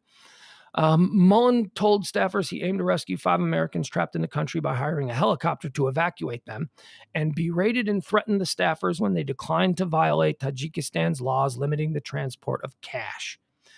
Blanford, again, the spokesman for Markwayne Mullins, Blanford did not answer questions about Mullin's current whereabouts or confirm the Post report, telling Forbes Mullin is working to bring home all Americans and calling the safety and security of Americans his top priority. I watched a thing last night on I don't even know what it was. I think it was just a clip that I saw, but it was 2 former Afghan veterans. They were officers. Boy, were these dignified dudes. These were guys, retired officers, guys in their 40s and 50s, but just really the things they are all banding together. There are people that need to be gotten out. And I know I said that State Department started in March telling these people they need to get out, and you need to get out, and you need to get out. And they didn't, but they're still there. And for what it's worth, I think that we are Americans, and you don't fuck with Americans, right? So we got to get him out. So he's over there. He's, again, the cynicism and the partisanship are like, well, he's just trying to look good. Oh, stop it. Who cares if he's trying to look good if he's actually doing something good? 100. Let's see here. The U.S. military completed its withdrawal of troops from Afghanistan on Monday after a 20-year war. The Taliban's swift capture of the Afghan capital city of Kabul last month kicked off a mad dash to evacuate thousands of Americans and more than 100,000 Afghan civilians who assisted the military. 100 to 200. That's the estimate. Number of Americans who remain in Afghanistan and have some intention to leave. Some intention to leave. That's different than get me the hell out of here. I mean, that's like, well, is this like the same people who have some intention to get the vax. They're not really motivated to, but if they see someone in their family die, maybe then they'll get the vax. What is some intention to leave? Shouldn't they all be? If we're risking lives going over on these rescue missions, battling these gang of thugs that are now running this country, I mean, shouldn't there be a real desire to leave? Secretary of State Anthony Blinken, I don't like this guy at all. I do not like this guy at all. When you're thinking Blinken, that speech that he made the other day where he came out and gave the lay of the land. And see, that's what the president does. The president, no matter who he is, no matter what party he's on, if some really bad shit is going on, you send out somebody else. You send out the Secretary of State to take the barbs and the arrows. It looked like a hostage video. Blinken walked out in the Oval Office, or not the Oval Office, but in one of the hallways. You know how they walk down the hallway at the White House, and you see those ones. He walks down. He looks white as a ghost. You know, the flop sweat wasn't completely noticeable, but you know, he looked like at any minute he was going to break out into some horrid flop sweat. Looked like a hostage video. He did not make me feel good about our Secretary of State. Chief critic, House Speaker Nancy Pelosi, House Minority Leader Kevin McCarthy, and the White House have all strongly urged lawmakers not to travel to Afghanistan. So there you go. There's a bipartisan thing. You got the evil Nancy Pelosi, and you've got the scandalous and corrupt Kevin McCarthy, two people that couldn't be more diametrically opposed in absolutely everything, coming together to agree, don't go there. So according to his office, Oklahoma Representative Mark Wayne Mullen is he's fine, but no other details. State Department is still saying they haven't said if they've been in contact with him. They're just saying he's fine. So that story is definitely developing. All right, let's see what else we've got here. Every day at noon, we gather together here on Pugs Moran Live, and we go through whatever is trending, and we talk about all the things that you need to know to be kept up to speed on what's happening. All right, what else do we have here? Okay, so Moderna is still trending at number one because that's a fun story. That's the dumb girl from the south side of Chicago who didn't know how to spell Moderna properly. Texas is back trending at number one, but we already covered that. Hashtag a day off of Twitch is trending here on Twitter. I don't know why. Let's see here. After weeks of hate raids, Twitch streamers are taking a day off in protest. What are hate raids? I don't know what this is. Should we find out? I think I'm going to find out. You know why? Because we're not on Twitch. Our platforms are Facebook. Our platforms are Periscope to some extent, Twitter stuff, and YouTube. But everybody says that we need to, we need to be on Twitch as well. I don't know. I don't know enough about Twitch. But honestly, if I don't know enough about Twitch, maybe it's time to get on Twitch, because that means pretty soon I'm going to know a lot about Twitch, because that means that everybody's on Twitch. So maybe here my lack of knowledge is a reason to get involved. But I don't know. I have tech people who are in charge of that stuff. On Wednesday, September 1st, a number of channels on Twitch will go dark as streamers participate in hashtag a day off Twitch, a walkout designed to bring attention to the ongoing hate and harassment that's plagued the platform for the last several weeks. Created by Twitch streamers, again, I'm on allergy medication. Created by Twitch streamers Shiny Pen, Lucia Everblack, and Reekit Raven, the walkout aims to bring greater awareness to the problems creators are suffering on Twitch. The Verge spoke with these organizers, streamers, and others to talk about hashtag a day off Twitch, how they're coping with the precipitous rise of hate raids, and what they hope the platform will do to protect its users in the future. I still don't know what a hate raid is. A day off Twitch was born out of the Twitch Do Better movement, a hashtag created by streamers affected by the hate raids that have exploded across Twitch in recent weeks. Okay, I'm going to click on this hate raids thing. I don't know what a hate raid is. Do you? Are you people more? How to stop a hate raid? With improved safety, pop-ups. With improved safety features a ways off, streamers are creating their own tools to stop harassment on Twitch. Oh, is that what it is? Is that just where a whole bunch of people say, okay, let's get into this person's Twitch stream or his chat or whatever, and let's just be mean? Hey, that sounds like fun. Doesn't that sound like something fun that we can all do? Just really rip on somebody we don't even know? Hate raids happen with little warning. A streamer will get a follow notification, and instead of feeling joy that a new person has joined their community, dread sets in as their chat suddenly erupts into an uncontrollable geyser of hateful messages. Hate raids have infested Twitch over the last few weeks, primarily targeting marginalized streamers, making life on the platform so miserable, many are considering abandoning it altogether. Twitch has promised new safety features are in the works, but streamers are upset and angry that more has been. Okay, so that's what it's about. So just, I'll tell you, one of the worst, the internet has been absolutely wonderful. It has changed the way that we live. It has absolutely improved life.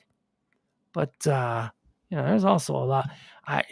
I believe that the anonymity afforded people on social platforms and on internet universes alone, just the fact that you can be anonymous, that has done irreparable damage to humanity. I mean, there are people who are super normal in real life. And if you ran into them somewhere and had a disagreement with them somewhere, they might be completely normal about it. They might be able to process it. But boy, oh boy, when you don't have your name, when you're not face to face with somebody, when there is no threat of any kind of repercussion for your bullshit hot takes, getting punched in the face or whatever, boy, are humans awful. Just, you mean I can say the absolute meanest things to a complete stranger and feel good about it? You're a piece of garbage. If that's the kind of thing that gets you going, you're a piece of garbage. You're bitter and you're broken. And maybe, never mind. You see, I'm about to go off on some sort of, could accidentally stream into being divisive. I don't want to be divisive. Okay, so that's why that's trending. That's why a day off. What is it again? Is it a day off? A day off Twitter? Whatever. I don't care. I'm not on Twitch. Okay, let's see. What else do we got here? Oh boy, this is a pop up. Well, I'm going to see if she's dead. If she's dead, then certainly we're going to talk about it. But other than that, we're not going to talk about it. Yeah. All right. Never mind. Hillary, the name Hillary is trending, so that's a landmine that I'm going to avoid at all. Not interested. Not interested in what I'm willing to just let Hillary Clinton and all the Clintons for that matter just float off into the ether. Moving on. Who's next? I don't need that. Texas hanging and banging. Texas is staying tight at number one. And unfortunately, it's not for the second part of the Texas law changes. It's because of the abortion, the new changes to abortion in the state, which are important. And if that's an issue that you're interested in and an issue that you want to get into, I promise you, there are plenty of other people out there, but we are not going to do that here. Let's see here. Okay, nothing. So let's jump over to the Google Trends. We've been screwing around here on Twitter. Let's check this platform. This is sort of a combination platform. All right, still it looks like tornado watches and warnings are still going on for, is this the Washington, D.C. area now? I don't know. It's trending with Washington, D.C. But it looks like mostly it's Virginia, Maryland, North Carolina, places like that. And again, these are all just the remnants from Hurricane Ida, which blew through the Gulf Coast, and now it's just wreaking havoc in a different way. Hurricane Ida, the one thing you'd say, she reinvented herself. Look at her. Now she's Miss Tornado Queen, which is, it's nice when someone can rise up to a level of celebrity and then have the balls to actually change everything about yourself. Britney Spears is trending again. Of course, that's the Jason Alexander story that we went through. He was arrested at the Nashville International Airport for getting confused and walking in the wrong exit. People are really into this new refrigeration truck. Apparently there's been a new refrigeration truck invented today, and it's been trending in the top 5 on multiple platforms for quite a while now. Okay, this is a sad one. This needs to be mentioned. Trending at number 7. I mean, look, there's a whole bunch of gamers and stuff trending above this, but this is the 7th most interesting story that people are following here in America right now. And it concerns a tragedy. A search is underway for 5 crew members missing aboard a U.S. Navy helicopter. The helicopter went down off of San Diego. The U.S. Navy is looking for 5 crew members who were aboard an MH-60S helicopter when it crashed into the waters off the coast of San Diego during routine flight operations Tuesday afternoon. One additional crew member was rescued, transported ashore, and is in stable condition. The Navy says that it is investigating the cause of the crash, which occurred about 60 nautical miles from the Southern California city, San Diego. The helicopter had been aboard the aircraft carrier USS Abraham Lincoln, which is homeported there in San Diego. According to a statement, the aircraft from Helicopter Sea Combat Squadron HSC-8 was operating on deck before it crashed into the water. So it wasn't in the air. It was on the deck of the Abraham Lincoln. Is that what? According to a statement, the aircraft from Helicopter Sea Combat Squadron 8 was operating on deck before it crashed into the water. Now, I'm not all that up on military terminology, protocols, whatever. I don't know what operating on deck means. To my layman, that sounds like it was on the deck of the aircraft carrier and it fell into the water. But I don't know. Let's continue on.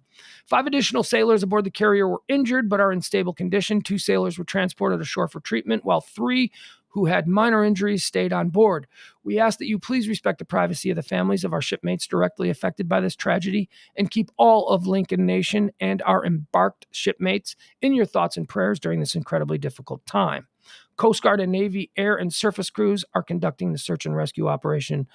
It is an ongoing operation. There you go. Okay, so keep a good thought for those folks. It sounds like from that description that the helicopter was on the deck of the ship and something went wrong and it was full. It says 5 crew members. That's apparently it was loaded with far more than that because they did rescue a number of them, but there are still 5 crew members missing. And I mean, would they have fallen out, knocked unconscious? I don't know. But what a terrible story that is.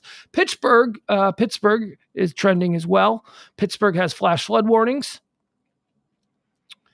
Flash floods are scary. I don't think we've ever really given flash floods the fear factor that they truly deserve because, they happen in a flash. They happen quickly. But now that everybody's got these cell phones and everybody's videotaping things, a couple of weeks ago, we had these absolutely devastating floods that went through Tennessee.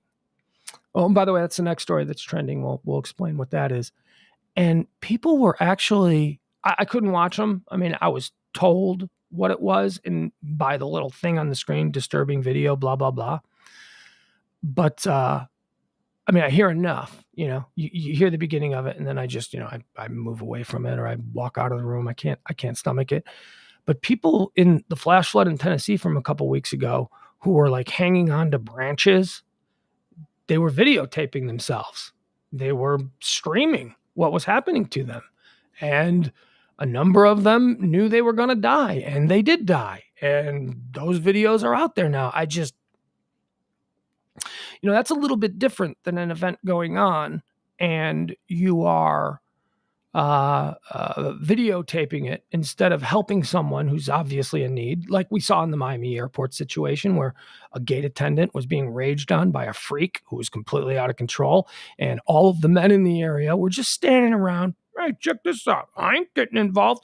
And a number of them were videotaping it. This is different than that. Videotaping. Recording it is videotape. It's not video. It's not videotape. God, I'm from the 80s. Oh, my God. But these kinds of situations, I wonder. I mean, if I was in a situation where I was just waiting to die, would I record something? I think I might.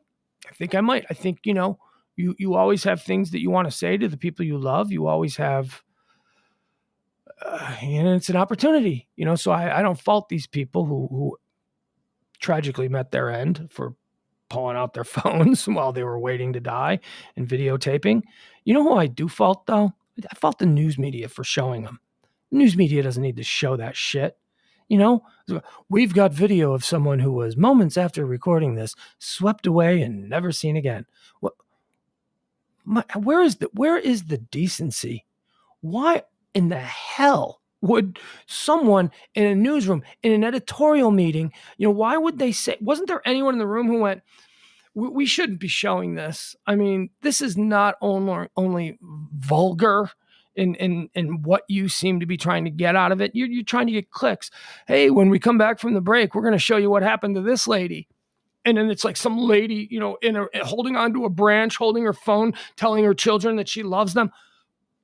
What the hell is you're going to use that to tease into a commercial? You ghoul, you absolute ghoul. I used to get angry, years ago when people said the media is blah, blah, blah. But man, we need a complete restructuring of what the media is. Because if you make a decision, an editorial decision where you're going to play that, there's something wrong with you.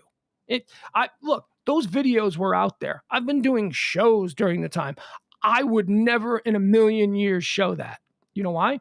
Because OJ Simpson's trending and he's got a video out, and I would much rather show you what OJ is doing.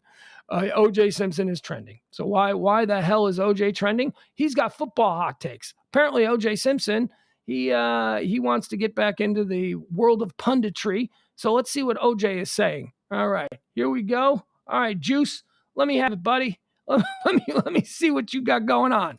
Here we are. Hey, Twitter world, it's me, yours truly. Well, today it's all about Cam Newton, and I got to admit, when this COVID-19 thing came up this past week and I saw that he was going to miss 5 days of camp, I said, well, there goes the starting job. All right, so this is apparently a hot take on Cam Newton being cut by the Patriots. But also, look at this. Look at the shirt he's wearing. He's obviously being paid for these. There is a company out there who is funding OJ Simpson because they know people like me.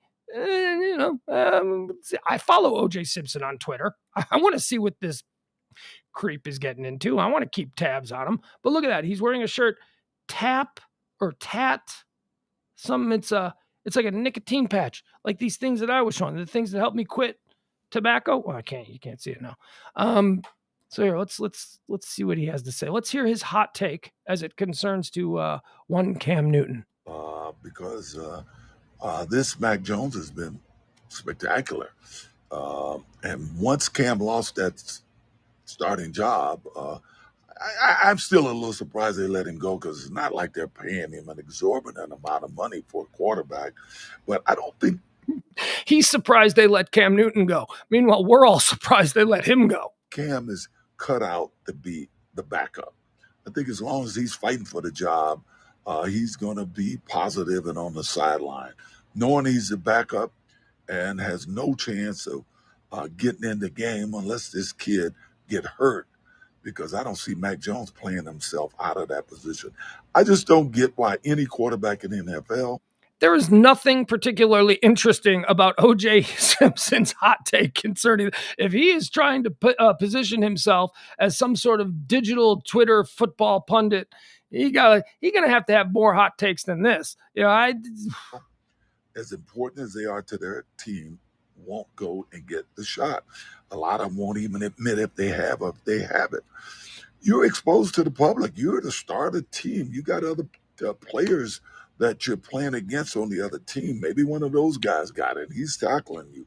People are coming up for autographs. People are coming up to you at dinner. People are demanding you leave the restaurant because they don't want to eat dinner with a murderer. Want selfies. It just seems like it would be almost impossible not to get exposed at some point, during the year. And your team just can't afford to have you sitting out those 5 days.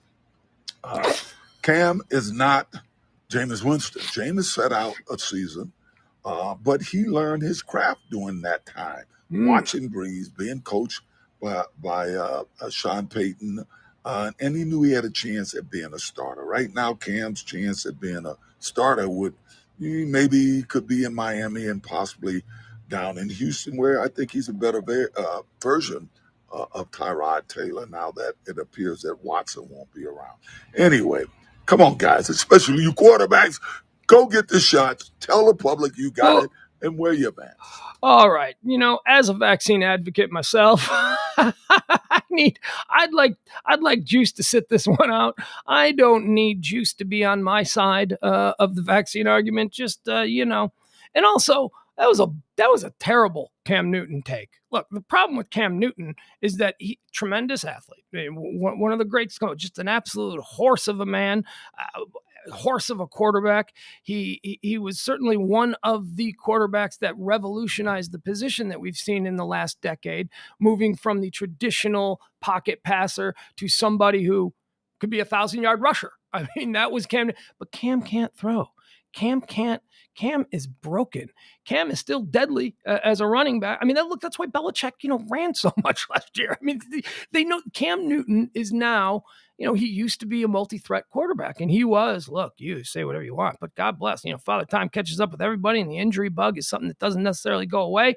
He has some issues, so please stop it, Juice. We don't really need you helping us out here. I'm surprised at the end he didn't give a plug for that shirt that he was wearing, because he was wearing obviously a shirt that was sponsored. Juice, just put this shirt on when you do your crazy hot takes. Nobody's going to listen to what you're saying. They're all just going to think about those people you murdered and how you got away with it. But still, while they're doing it, they'll be looking at our new nicotine company. All right, I just saw something that was trending that I hadn't seen earlier that I want to check out, because this gets me very excited. Yeah, here it is. Trending 13 just popped in, trending up, trending in the last 20 minutes. All right, folks, Top Gun is trending. Are you a fan of the film Top Gun? I love Top Gun. Every Top Gun Maverick release dates. Okay, so what, has something happened again? Is Maverick now being moved back? Maverick is the long-awaited sequel to Top Gun. I like Top Gun so much, I almost joined the Navy. No joke. I loved that movie. No movie made me feel cooler to be an American at 15, 16 years old or whatever than the movie Top Gun. I mean, that was and when I have a whole list of movies that over the past 12 years of my son's life, well, really, I wasn't watching movies with him until he was like 6 or 7, but since about 7 years old, a list of movies that I've forced my son to watch. He didn't want to either. I don't want to watch it. Shut up! You're gonna watch Rudy. There's a whole bunch of movies that I've forced him to watch, and because I'm smart, he has liked all of them. He has put up a huge fight. Didn't want to watch them, but he has liked all of them. And Top Gun was one of those movies. He fought me on. There were years that we're going to watch Top Gun this year. I don't want to watch that movie. That looks stupid. I don't want to watch that movie. We watched it. He loved it. And now, me and my 12-year-old boy, we cannot wait for Maverick. Every time a new trailer comes out, he'll send me the new trailer. Oh, Dad, we got to go see this. I'm like, yeah, you're damn right. We got to go see this. Top Gun Maverick. Very excited. But I don't know when the hell it's coming out. And it's trending right now, and I can't tell exactly why. Let's see. The slow news day in which Miles Teller and Glenn Powell promoted Top Gun will have come out 27 months before the movie. What? They are letting the buzz build for the SND and don't want to step on the this is a slow news day. Miles Teller, Glenn Powell talk about Top Gun. I guess these are the Miles Teller. He was the kid that was in that Drummond movie. I don't know what that was called, but I like Miles Teller. No, wasn't he also in Baby Driver? Is that the guy from Baby? I don't know, whatever. I like Miles Teller, and if he's going to be the new Maverick guy in Top Gun, I'm all for it, because Tom Cruise is 60 years old. Top Gun Maverick will now okay, so we've got a date. Why are you doing this to me? Top Gun Maverick will now be released May 27th of 2022. I'm telling you, man, that's way too... Have you seen the trailers for it, though? Oh, it's so good. Oh, the Top Gun trailers look so... Top Gun Maverick, not Top Gun. Top Gun 2. I guess we don't put numbers next to when we come up with a name. Top Gun Maverick is the trailers. Look at them on YouTube. Oh, man, they're so good. They're so good. And maybe it's just something that me and my kid have, so I'm a little bit more excited about it than I should be. But, oh, man, I can't wait. Top Gun Maverick is now going to be released like 10 years from now. That's way too much time. That is, you got to get these. We are living in the era of cancellation. You cannot have a very big budget film like that is hotly anticipated by a bunch of people. Is it, though? Or is it just Gen X dudes who are really excited about it? I can tell you that my little Gen Z kid, he's excited about it. But do other kids know Top Gun? Like, look, if you're a Gen X dad and you didn't force your young son to watch Maverick or Top Gun, you need to really go back to dad school, because that is one of the dad movies that kid when he's 40 years old, he'll think about the time the dad sat him down. It's the way I watch, think about The Longest Yard or Cool Hand Luke or, Bridge Over the River Kwai. These movies that grown ass men in my life sat me down as a child and said, watch these movies. And I was like, no, I don't want to watch these movies. And then for like a week, I'm walking around. So I totally get it. I understand why the kid doesn't want to see these, but you got to be, if you're a dad, you got to force your kid to see some movies. In my case, it was Miracle, the Miracle on Ice thing. He saw that when he was like 8 years old. Not that I'm trying to get him into hockey. I'm trying to raise a patriot, somebody who loves this country and can get behind something cool like that. We did Rudy, because I'm brainwashing him, or have successfully brainwashed him into being a Notre Dame freak. So we had Miracle, we had Rudy, we had Top Gun, and then we moved into a whole bunch of comedies. This summer, we did Animal House because he's 12, and I think I saw Animal House when I was 12. It came out before I think it came out when I was like 9, but I probably we watched Caddyshack. We're moving into comedy now because he really likes comedies now. But boy, I'm telling you, 2022, May of 2022, that is way too long for me to have to wait to see Top Gun. All right, let's see what else is trending. We're running out of time here. So we'll abandon these other things. Let's see, what did we talk about here? We went through the new Texas laws that concern medical marijuana, avoided the abortion ones. We also talked about Art Schleister. He was trending, still trending. Mark Wayne Mullen, he's the Oklahoma congressman who is missing in Afghanistan, but his office says, we know where he is, but we ain't telling. Here's one. Because of those Tennessee storms that we talked about with those tragic videos of people talking about their impending doom and wishing their family and loved ones, I love you. Oh God, I can't even. Well, because of those, Bonnaroo's been canceled.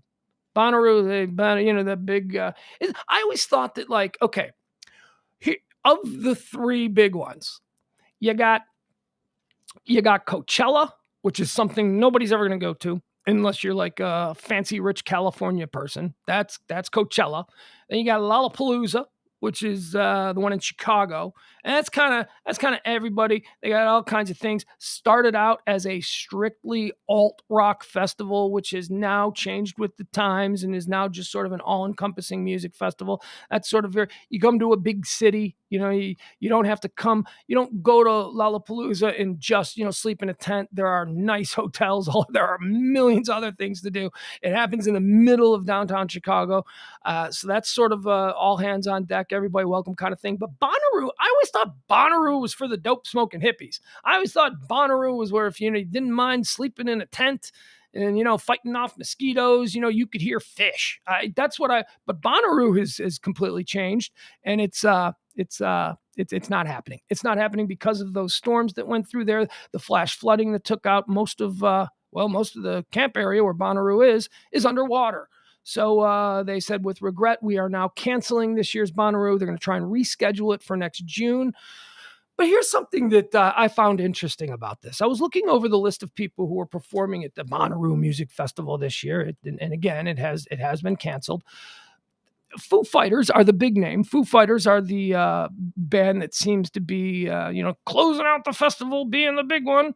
But listen to this lineup. The latest lineup of the festival featured Foo Fighters, Megan Thee Stallion, Lizzo, Tame Impala, Tyler the Creator, and Rufus Du Sol, along with dozens of other acts.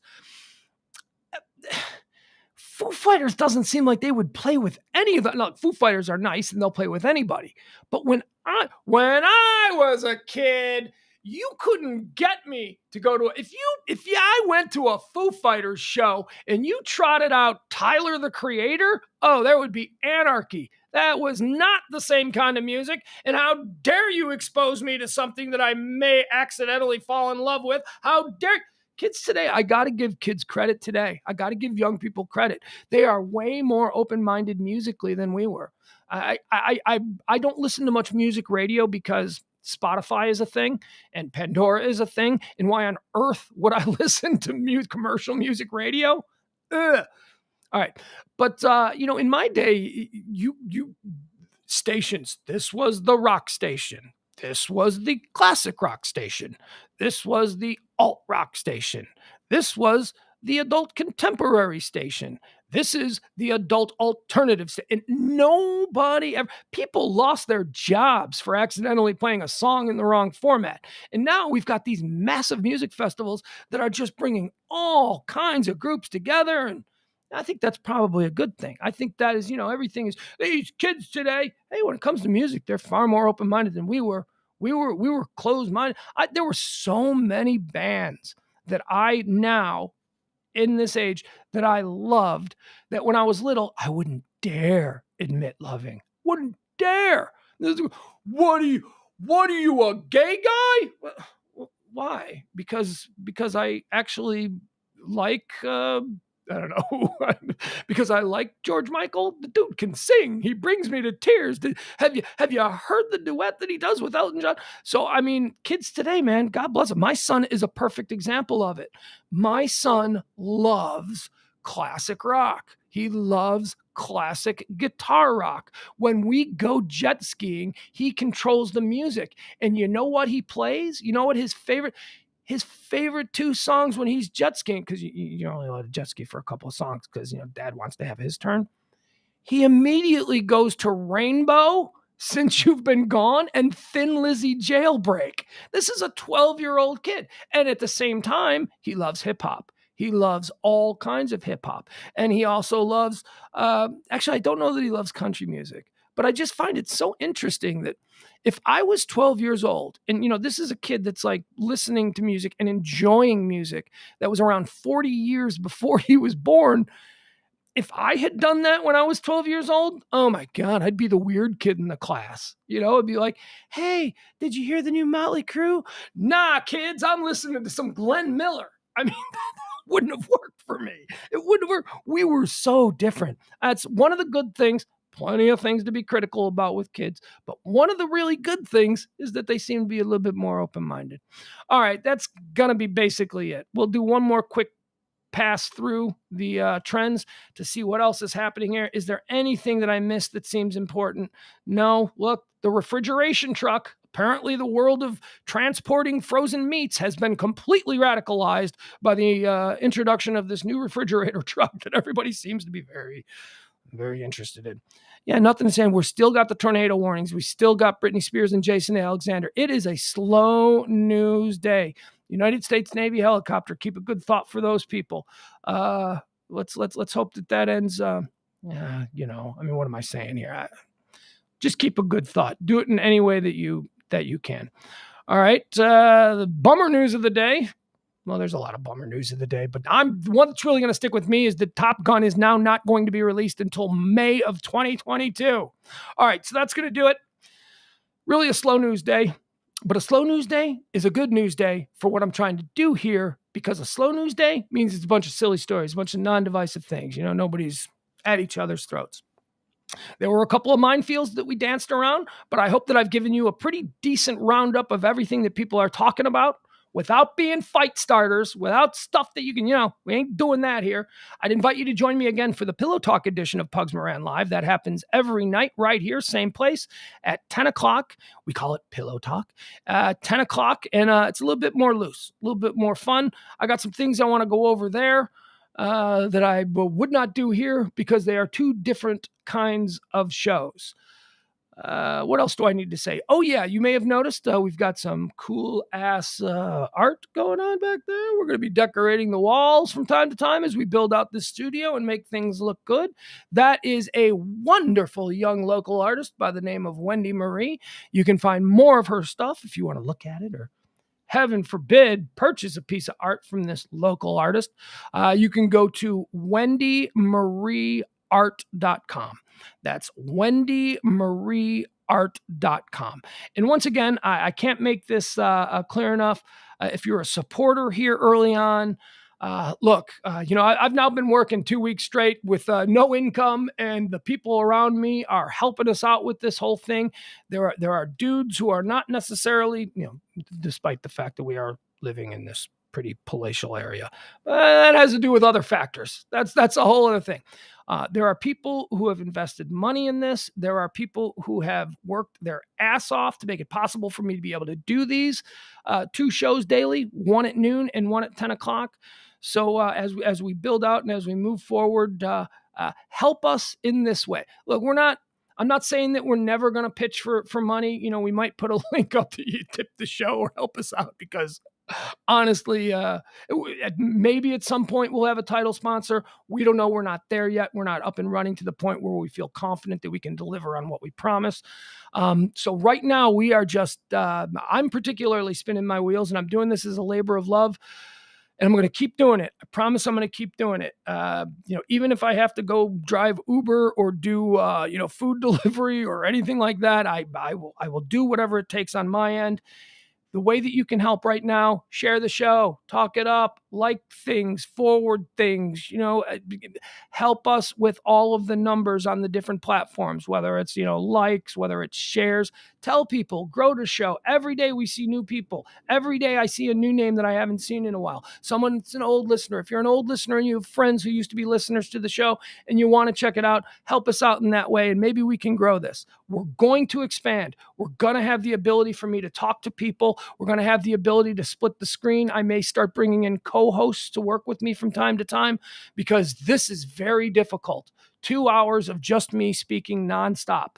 I know it doesn't seem difficult, and I didn't think it was difficult because I'm a loudmouth and a blabbermouth, but holy cow, the emotional drain that happens the minute I stop this. Oh, I haven't taken naps in the middle of the day in decades. And after doing this for 2 hours, maybe it's because of my allergies, but after doing this for a couple hours, I typically will just go in there and try and watch a little bit of what I've just done. And thank you for bearing with me. This has been a difficult couple of days with these allergies, but that doesn't stop. This train keeps moving. Again, please like things, share things, tell people. If you see me tweet something on Twitter about the show, please retweet it there. That is a big ask. I know it's a big ask. It's a weird ask because it's an endorsement. It's you endorsing this to your friends, and you may not want to do it, and that's fine. But if you're of a mind too, it certainly is going to help this to keep on going. 10 o'clock show, Pillow Talk tonight at 10 o'clock. Join us there. Thank you so much. This has been the high noon edition of Pugs Moran Live. We'll see you later tonight. Have a great day. Be nice to people. Be cool. Don't fight.